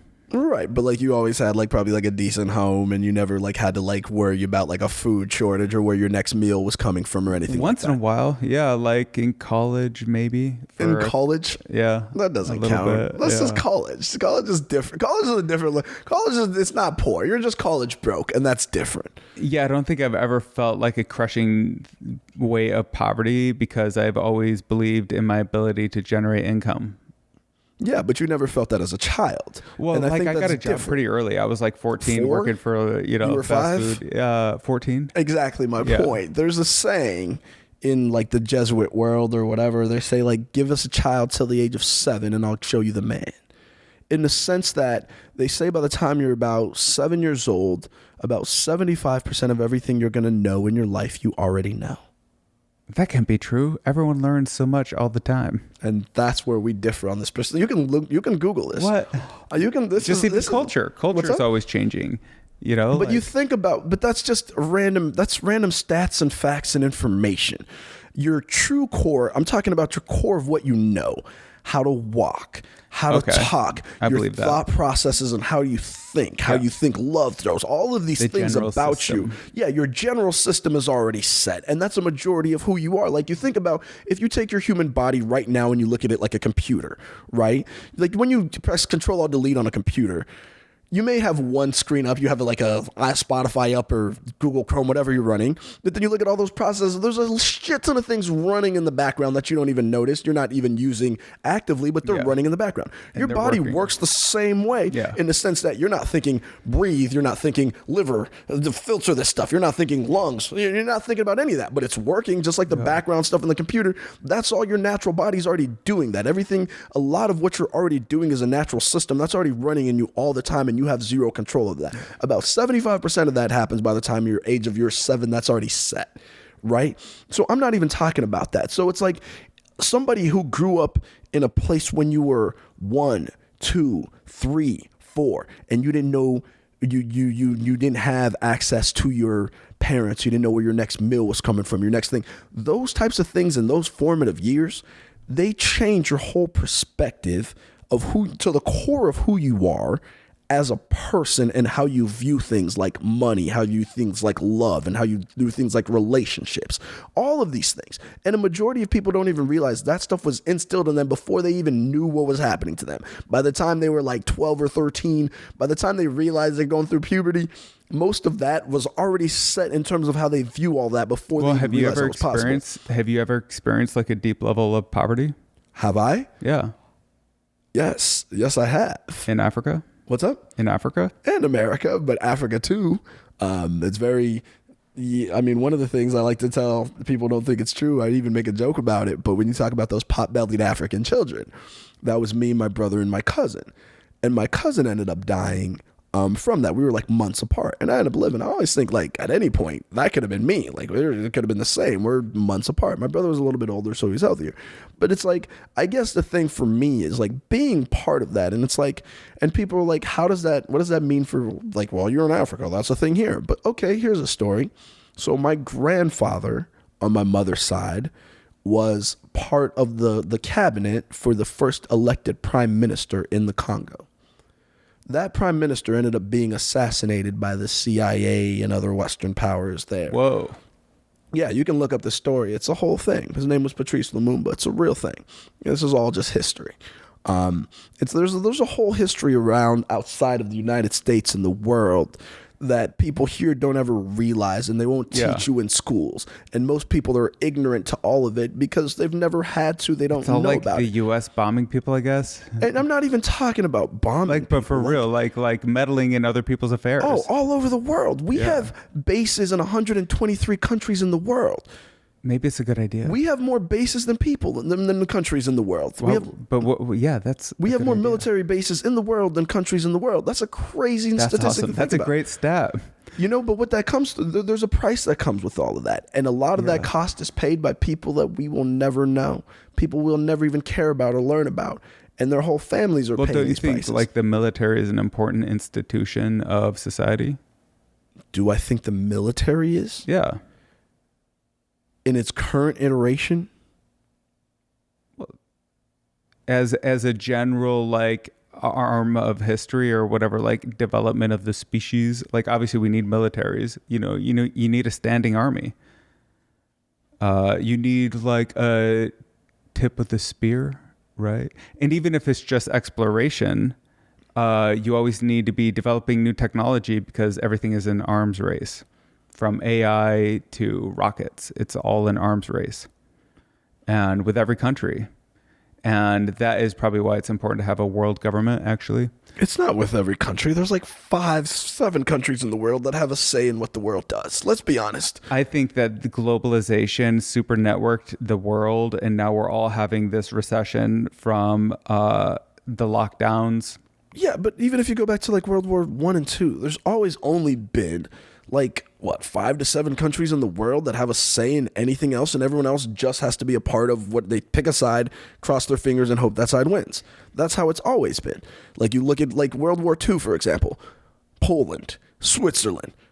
They had no say in what was going on. They just got walked through either on this side or on this side. Most people, that's true. And those are better end Western civilized civilizations. Now you think of all those people in those brown countries we don't give a fuck about. Those motherfuckers have no say whatsoever. That is like American imperialism. That's crazy. To the largest of extent, we are imperialistic. Very cool. We've done it here, but abroad, it's very imperialistic. But what if we embraced it? Hell yeah, we put our dick on the world. No, just like offer an opportunity for you can become American by giving us what? Okay, what would be better, that or world government? A world government. I don't want a world government, and I don't think either of those. Well, don't you think there has to be like a central unified currency for all the species? No. No? It's good to have competition. I think. Well, could be Bitcoin. That's what people might say. Here's a real thing that I think. I think we can create a system, whether it was like Bitcoin or whatever, but I would say instead of having having less, I'd say we have more. Instead of breaking apart, why should New York and New Jersey be in the same political thinking as Kansas and Missouri? Why should they view the same? Their interests aren't the same. Yeah. So I think that we should have smaller municipalities, the same way that local voting is more important than voting for the presidential election, if you're really being honest about voting. Yeah, I'd say you have smaller municipalities that have more control over their areas, because then you can have a better say in what's better for the people around you. That way, what are the needs for the people here? It's crazy to think that someone thousands of miles away has a more important say on what happens to me than me and the people around me. That's mind blowing to me. So I'm not one for. And they're as if they're perfectly representing the interests of those people anyway. They have exactly. How could they perfectly represent the interests of people here and here? Yeah. I'm like, so why should we have them do that? This is us. We're here. Maybe we use the same currency. So if I travel to your municipality, we can use the same currency or exchange or whatever, how we figure that out. But our laws and our municipalities and what's important to us, we have it here. And maybe we all put in for a government that we can access if we have now we all put in okay, this is our GDP or whatever. We put in this amount to a general fund that funds a military that could be used to defend certain things. But other than that, we don't have some fucking military that fucking all encompassing and imperializes the world. I think if we focused on individuals and certain things, municipalities would be better for the individual people there than making things global, because then you have a power source that doesn't give a fuck about the people on the bottom. My view is always tinted by being born that person on the bottom.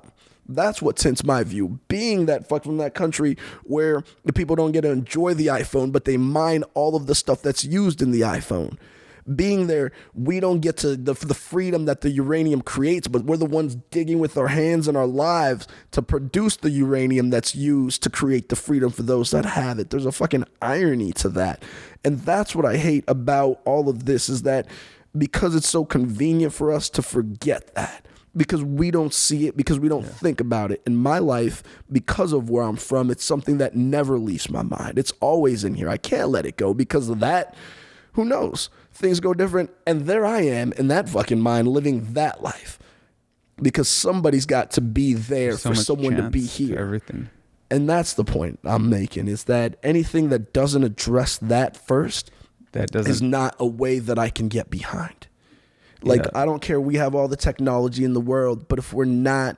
It should start from the bottom, efforts to improve things. Yes, everything should start. Anything you're building... We don't do that at all. No, we squabble over privileges, seriously. And that's why I don't take any of that bullshit seriously, because it doesn't mean anything. Everyone wants to get on their high horse about nonsense, but until you're starting at that point, I don't care about what high horse you want to be on. The whole debate and what everyone cares about is who is popular in American culture. At least, I don't know, maybe other people are watching other things, but what is the narrative out there? Yeah, and that's all people focus on. Nobody is focusing on the bottom 1% of society. Why isn't there a news program that has the number of starving people on a screen, on a dashboard? Because it's convenient not to see it. And I'm not even talking about the bottom 1%, man.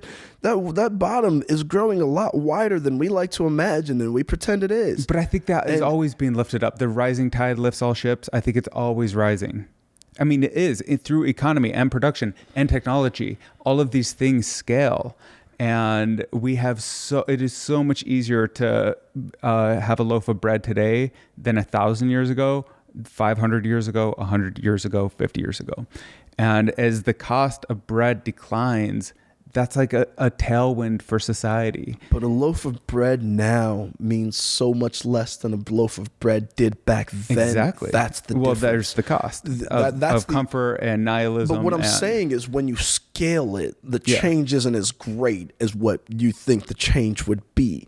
If you're looking at, say, the same way we're looking at a cost of a Model T when they first came out to what people made per hour at their work, the same way that we're looking at the cost of a Tesla now to what people make per year. But people could afford it. That was the whole point of the Model T. That's the whole point. What I'm saying is the scalability of it isn't as large of a gap as we think it is. It looks like it is, but it hasn't changed that much in the same sense that the poverty is still, for most intents and purposes, for a lot of people in the world, still the same way it was, just on a different scale. You want to talk about internet and technology, for example, in the Congo right now, 9% of the country has power. Yeah, that's a crazy stat. It should be 100% all the time. That's the point I'm trying to make. And that's just one country in the world. Just one. Yeah, just give the country electricity and you'll change everything. But that's the point I'm trying to make.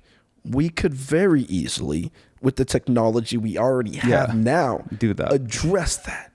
Isn't there a lot of like sunshine? Can't you build solar panels? We could. You know? It's really easy. That's the thing. We could do all of this. Why don't we? And that's what I want. And that's the issue with the technology. We don't do technology to make the betterment. So when you're like, oh, it's going to be free, it's illegal we're all going to do it. Develop a nuclear reactor and, you know. We could do all of this stuff. We could do this stuff already now and stop all these problems. If that was what our goals were. Yes. But that's the whole point. I don't think our goals have ever been that. And I don't think the better technology is going to change what our underlying that's never going to change because it is out of sight, out of mind. That is how it is. And that's how it's always going to be, regardless of how good the technology gets. Well, the best technology does become out of sight and out of mind because it's just part of society. It's part of life. You don't even think about the internet. I used to be able to feel a disconnection from the internet. Now I just know I'll have a device that I can always, interface with. Yeah, but there's a whole third of the world who's like, what is the internet? Exactly. And that's crazy. And so that's I think humanity would be best served looking at, this is why you need a world government or something unified across all countries, because it's the only way to actually address the bottom, which is the cheapest, easiest part to address. That's the funny thing. It's like the easiest part to do. When people aren't doing the easiest part, it's on purpose. Well, and that's the rub. I like to believe. Well, but the purpose is just like whatever their selfish rationalizations are for how they've, the human animal, because we're fucking but animals. The purpose is like, I don't care. That's the purpose. I got my iPhone. Like, what the fuck? That's the purpose. Because our purposes are individual. The animalistic side of humans is naturally narcissistic. Well, but it's not telling a kid that they're starving kids in China. Great, ship them my sandwich. Exactly. But no, what I'm saying is like narcissism in the sense that like we're the most important things in our world at all times, and our instinct is always on self-preservation as individuals. Yeah. And so that's why I think that's the ego's position or whatever. I mean, if you believe in the Freudian version of the ego, yes. Or I think that's like a way of looking at one's. No, I'm just saying like in basis, like base psychology, like our need time and time again to survive as individuals is our biggest, like our base need is self-preservation. We don't want to die. For a majority. That's why suicide is so abstract in our society. It's so taboo because we're like, it goes. The cost. Yeah, it's like because we're like, this person doesn't want to live. What? It's crazy. It blows our mind. And we look at it like, no, because self-preservation is such a strong thing. And that instinct of, okay, must preserve myself. Always like, okay, how do I keep myself alive? And then like you go for myself, and then you're like tribe, the people around me. And so because of that, we will always be okay as human nature with those people that are out of sight, out of mind, not being okay as long as we're okay. That's self-preservation. But That's what's annoying nature. is we are all okay already, and it would take such little time, energy, and effort to Who is we? build. Who is all? Those are America. loaded words. Yeah. Not even in America. Who's all in America? There's some in America. It's not crazy all. that there should be unhoused people in America. Like, don't you think you could just take jails, right? And just put a hose machine and flush them out once a day?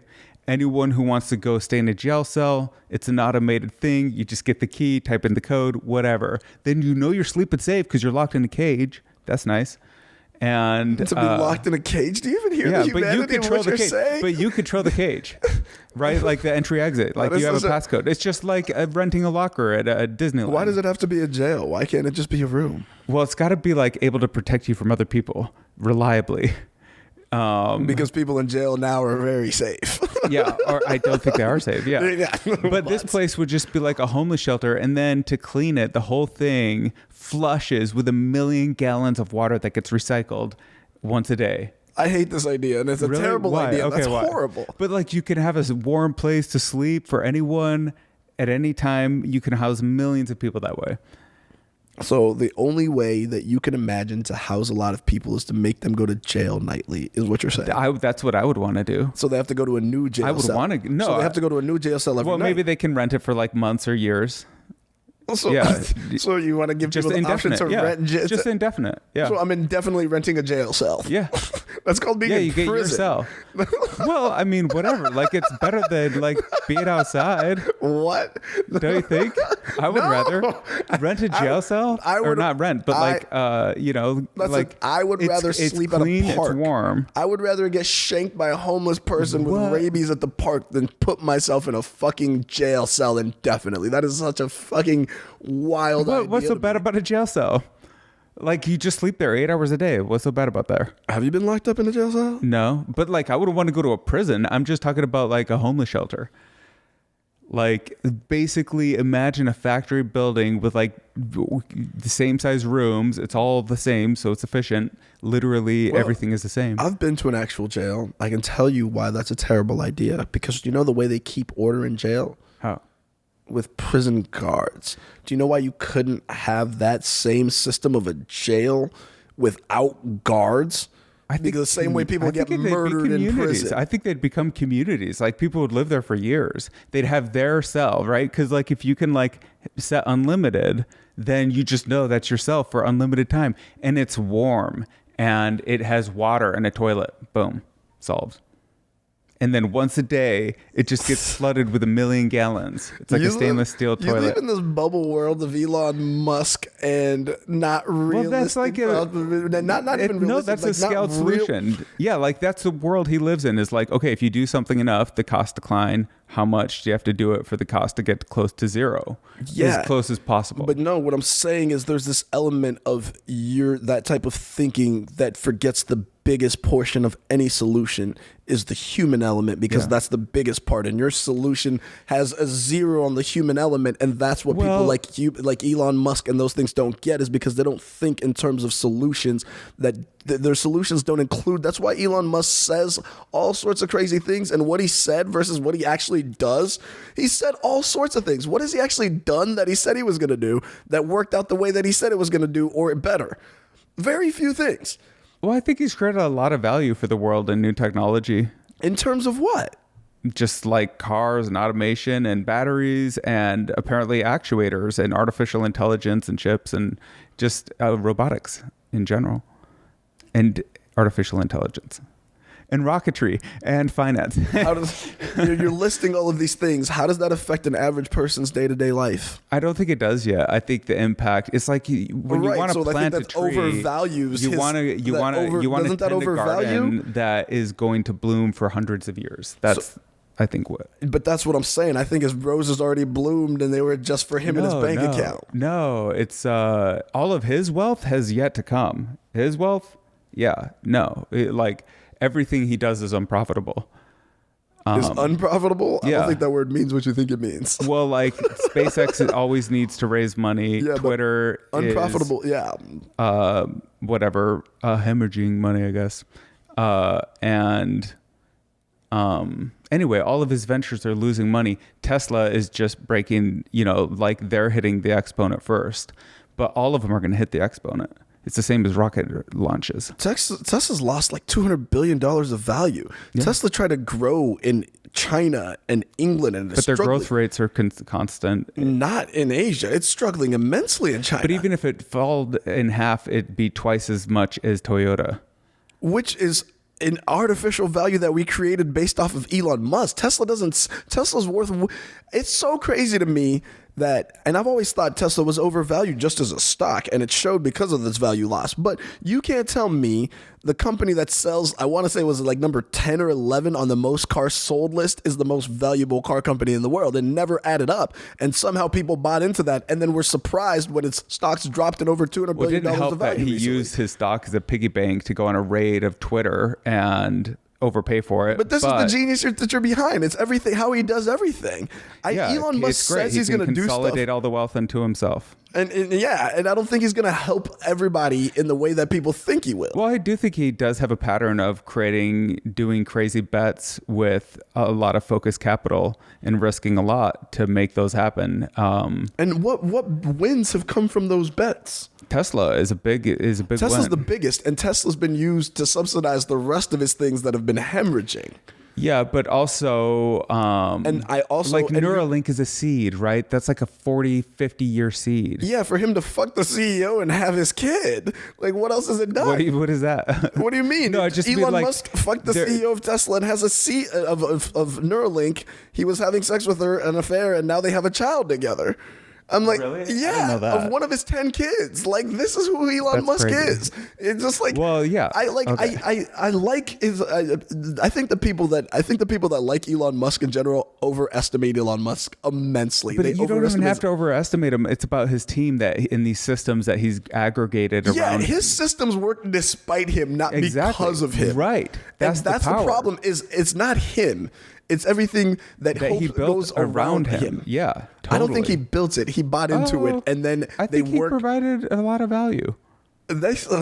From what I've read about Elon Musk, and I did a lot of research about Musk to do jokes, things work despite Elon Musk, not because of him. People have to figure out, like when he was working full-time at Tesla or wherever he was at before he stepped away from working full-time at Tesla or whatever, he stepped away.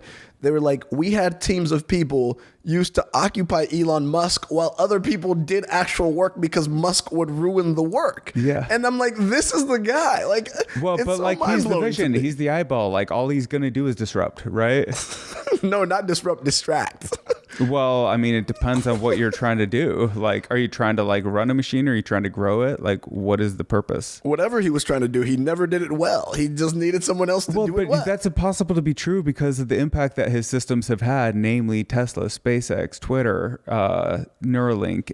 But PayPal. You can't say Twitter that he just bought for $44 billion and then it lost money. He never built Twitter. He just bought it. Twitter is yet to be proven. Twitter is a seed. Even Tesla. Tesla was a company with a good thing, and he just bought into Tesla. But he totally transformed it. Like none of the original technology was used. Everything that he built, that's what Tesla was. He adapted it. Well, it was the original company in the technology. That's what he bought. Well, he bought a brand. A brand that was good, that created a product that worked. He didn't create the product itself. But they have nothing to do with like the Tesla bot or all the robotics and AI that's to come, which is the long tail of Tesla. But none of that has taken Tesla to where it's at now. Right. All of these things are like 50-year plays. They're seriously like generational plays. What I'm saying is everything that what Elon Musk gets credit for doing versus what he's actually done are. But do you think you'll look back in a decade and not see that he's done a ton more stuff? No. Really? I think you think he's like plateaued? I think we're going to look back and be like, Elon Musk got the hoodwink on everybody. I don't think so. I know you don't, and that's why I'm laughing. Well, how? Like, completely disagree. What is he going to do with all of his enormous wealth? I'm not going to say he's not going to be wealthy. He's going to be wealthy, but just because someone's wealthy doesn't mean they should get credit for bringing value It's to not about, whatever. it's just about what is he going to do with that money. He's going to go build things. He's going to build things. He could have been building things this whole time. He's been just like he built the water, constantly. just like he did the Flint water system when he went over there, right? Well, yeah, like if you throw in a lot of reels, then like you're not always going to get one. I don't know. It's a bad metaphor, but Yeah, like if you have it, like you got to have a lot of irons in the fire, whatever. Like you have to have many projects going. And why don't you just start one and finish that one and then move on to the next? well, I don't think he thinks in those terms of finishing. I don't think. Yeah, clearly because he doesn't finish. Yeah, That's the like point I I'm trying think to he's make. building systems. But what I'm saying is, if you say I'm going to fix a water system in Flint, and then you go to Flint and you give 2 high schools water filters, you did not fix the system. You said you were going to do one thing, and then you bailed out before you did that. And when you show a pattern of behavior that way, that I think over time is going to end up being Elon Musk's legacy. Yeah, I think he's That's a little what I feel. impulsive in that way. I just think that he's a bigger talker than what he actually does doing. And over time, people are going to be like, Elon Musk said a lot, But even what if he it was actually all did. talk, what he delivered is so crazy. Like Tesla is printing more cars than anyone, and they're becoming cheaper over time. Tesla's not printing more cars than everyone. Tesla doesn't even sell more cars than anyone. I think If they're that printing the most cars, they got a bunch of cars in warehouses they're not selling. as far as I know, the demand is like untapped, and the costs are constantly coming down. No, they're dropping The prices only thing that to they really increase haven't sales. delivered on is AI. Self-driving is not that great. It's not that great. But what I'm hearing, what I've researched recently, they keep dropping prices in China and England to try to get better sales because they've been struggling like that consistently. Well, they're printing cash. They have like $200 billion. They just lost like $200 billion. If you look at their revenue chart, it's like this, and then it hockey sticks. Yeah, during the pandemic, because everything did. Even now, no, it's like accumulating. That's the whole thing, is their growth rates are crazy. It's 20-30% growth rates. And what do you mean? if they continue for Musk lost 180 billion and 200 billion, but since November of 2021. it's not about what they've lost, it's what their revenue is now. Yeah, but that's what I'm saying. If you're losing money, you can't have positive revenue and be losing money. That's not how money works. You have to operate in a deficit for some period of time, and then you figure out how to make money, and boom, you're hockey stick. You're hitting that hockey stick. All right, but here's the thing, and this is the problem that I have with Tesla. This is the scariest part about Tesla. Despite setting new sales record in 2022, it grew deliveries by 40% over the previous year. 40%. Boom. Now the next part. The stock lost 65% of That's all its just a value number. in 2022. It's all just a number. The point is their productive power and their robotics factories. What do you mean that's just a number? If you are selling more but losing value, that's one figure of 1 year. You know, What's up? like that's. I mean, it's a notable, I guess, part of history or whatever. But I'm just it saying doesn't have anything to do with their productive powers. No, what I think it has to do with everything is the over-evaluation of what Tesla was worth. That's what I'm saying. It just and it's depends now on come what back kind to of worth. economy you're in. Like with COVID, we shot ourselves in the foot with these lockdowns that broke all these supply chains that made everything more expensive. Turns out supply chains are very fragile. If it was that, then all the other companies in the industry should be suffering similarly. Everyone's suffering. Not similarly. Every industry. No, not similarly. Not every other car company lost 65% of its value. Well, that's what I mean by suffering maybe similarly. If it was they all were because part of a that, growth stock and general trend that was like way hyped up. But Yeah, like I there think- are yeah. micro bubbles within. No, I think Tesla was a bubble and it was overvalued and it's going to sure. come back down to earth. That's a lot less than what it was valued before. I think It that's already just the- has, Yeah. but yeah. And I think that's just the basis of Tesla. And I think Elon Musk is as a person, is very like Tesla. There's an Elon Musk bubble that's going to come back down to earth. Sure. As people are like, this dude is crazy. this dude's he's not whatever he said he was. He's not who he thought he was, and that's I think is going to be where Elon Musk goes. Well, I think he's definitely going to be whoever he wants to be, and he's not going to be too worried about it. Well, no, I'm saying that's going to be his legacy. You ask 10 years down the road from now, I think that's my opinion of where he's going to be. Where we're going to look back on Elon Musk a decade from now or so, like you asked. That's he's what I think. going to build things. He's going to create new products, next generation products with his wealth. I think you have I'm like so sure of it. Like, what else would he be doing? He's like out of time to do anything else. Like, he's a machine built to do that. He's built to do it. All right. I mean, if you want to believe that, I don't know. Like, who could say, right? Maybe he'll just like go to the Bahamas and like hang out. Yeah, I don't see it. But hey, I mean, if you want to believe in him that way, then that's the right you deserve to do so. What do you think? Like, what would you buy a Tesla for 25 grand? Probably not. No. Why? What if it was like really good? It could drive itself, and you could make $50 a day on it driving Uber, having it automatically drive Uber. Then I'm sure at some point, and it's going to be soon enough. One, there's going to be a lot of technology that catches it. Yeah. In terms of that, competitors. Yeah, competitors that are going to catch it, I think, is a big point. Yep. And two, Tesla to me is a lot like iPhone. I don't think that they're going to be the best on the market when it's all said and done. I don't think iPhone's the best now. They're just wormed their way into our lives by being first.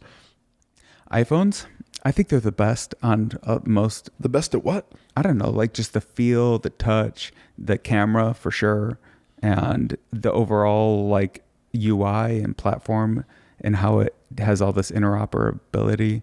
Interoperability with other what? Devices. Tesla, I mean, Apple is almost the exact opposite. It's very rigid in terms of it only works with Apple, in terms of it doesn't work with other devices at all. That's Apple's thing. It's a brand new company. What's up? It's not new, but like no, that's Apple's just thing. Getting to scale. They do that on iPhone. Apple or Tesla? No, I'm talking about Apple. Oh, okay. I feel like Apple lost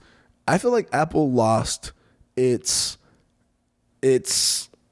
created they lost its ability to be the leader in creating new things. They lost its ingenuity with Steve Jobs. I really believe that. That was a big hit for sure. Yeah, and that's why Elon Musk is actually valuable for those companies, despite what he costs. Is he's providing the thing that people can't provide, which is the vision, and that's really hard for people.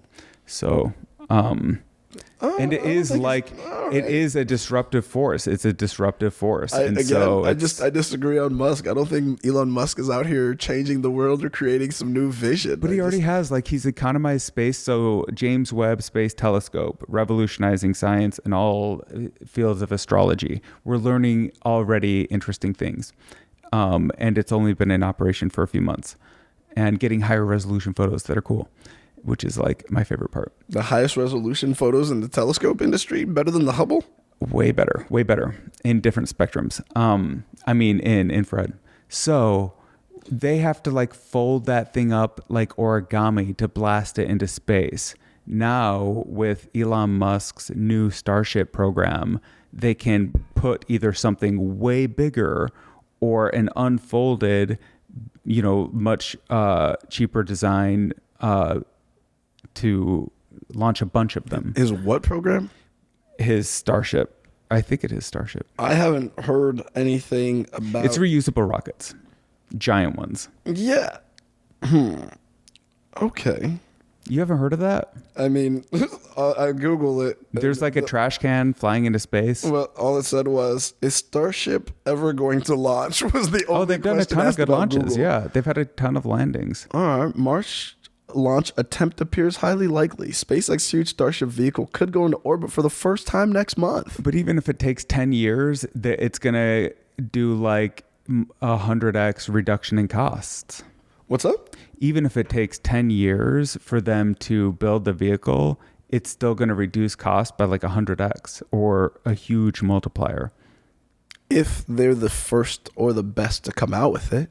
Well, I'm just talking technologically at the species level, like that we're going to get much better access to space in the fullness of time. Like, it's going to cost way less to go to space, and we're going to be able to build things there.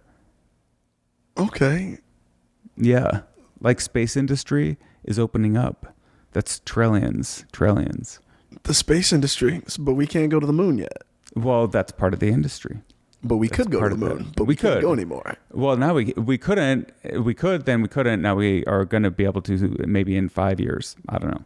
I like it. You throw this out. You listen. It's a good round number, but like some indeterminate amount of time that's in the not so distant future. Your relentless optimism fueled by Elon Musk is inspiring. No, it's not even relentless. It's just like I can't find how unless a nuke hits us, we're going to keep evolving and elaborating technology. That's the only thing. No, people aren't just going to be like, oh, that's a good enough phone. We did it. We made the iPhone. I get that. This and is I've never the disagreed iPhone. with that. I just disagree with you in terms of two things: how that technology will be used and who will have access to it and how it will come about. So three things, I guess. So I guess we have a different perspective in what the technology will really be able to do in terms of scope, and then access to that technology.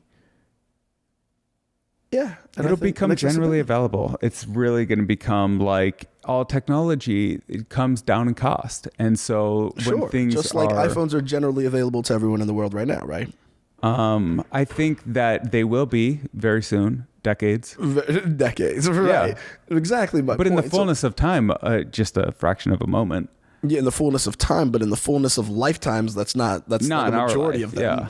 But we need to be thinking generationally, like you were saying, as a government, like we only think 10 years out or whatever. We need to be thinking generationally as a government. That's what I was saying. We don't think in the future at all. Yeah, we have to do that now. But that's what I'm saying. But here, if you look at this, right? You say if the rest of the world will have smartphones in decades, right? Yeah.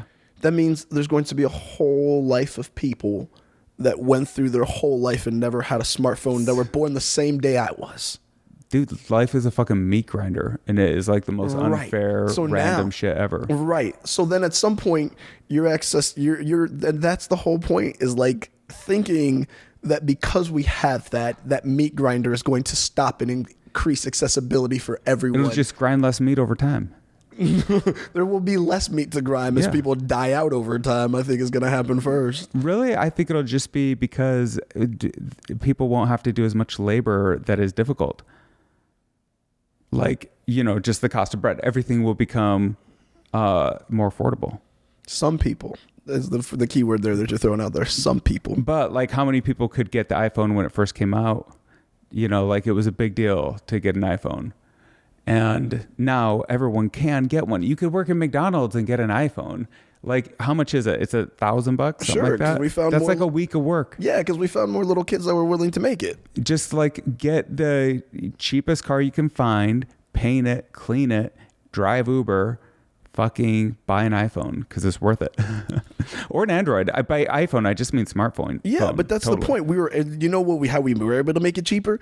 By finding little small kids in other countries to make it. Yeah. That's the issue I have with what you're saying, is no matter what we do, there's always going to be that aspect of finding the little small kids somewhere else to make it. I think that's a good part of history, though, because history is going to judge the shit out of whatever we do, good and bad. And that feedback loop of judgment is getting tighter and tighter and tighter. That's not history. That's just momentary what people worried about. You look at what we're sitting there taking books out of schools. What is going to record the history?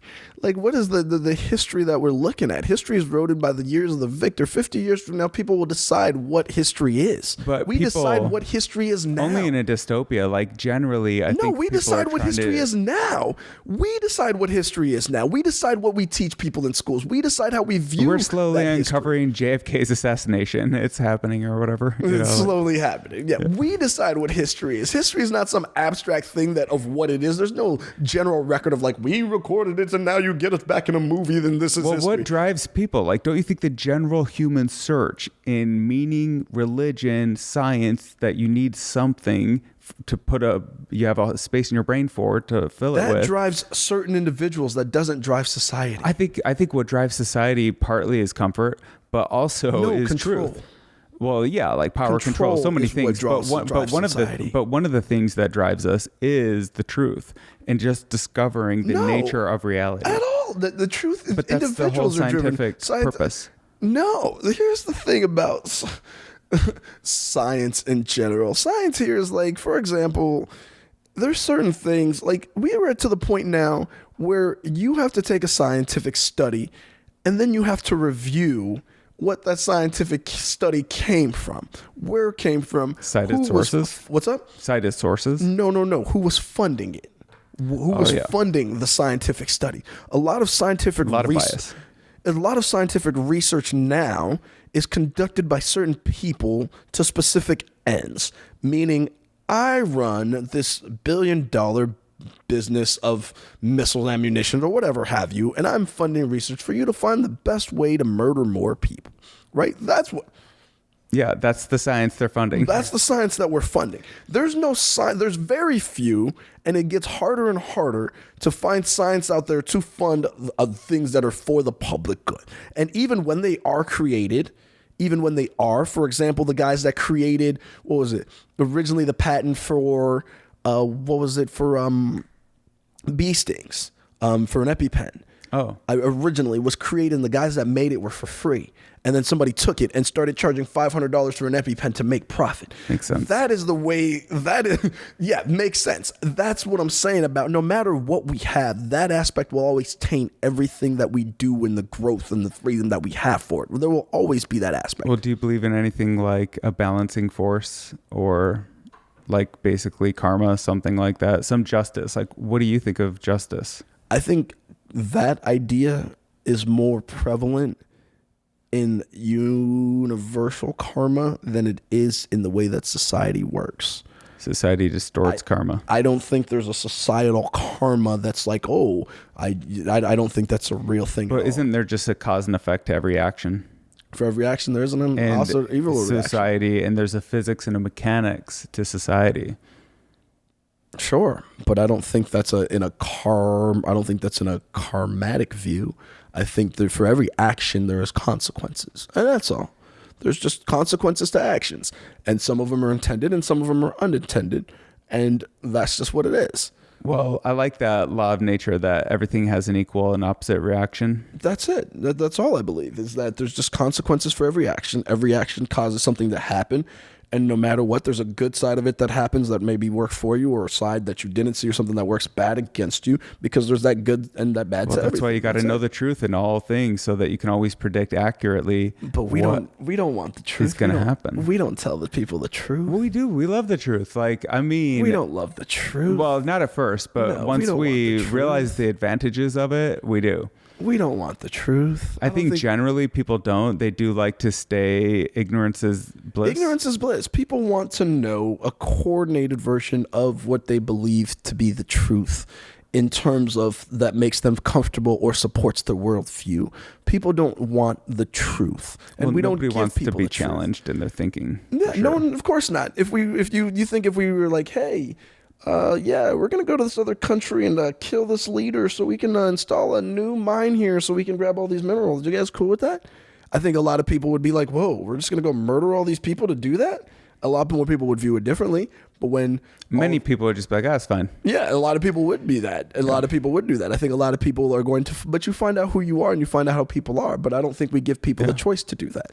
I don't think we come out and have that truth. So truth is relative to what people are willing to say and what people are willing to believe. It's all relative. Yeah, everything is relative. Like, and even misfortune and things are relative. Like, one person could feel impoverished and have everything, and another person could have nothing and feel wealthy. That's why Americans are have everything and are some of the most unhappy people in the world versus we have people too much. Everyone has too much. But that's what I'm saying is like exactly with that same idea is that if we were unhappy because we have too much, more technology and more isn't going to make that better.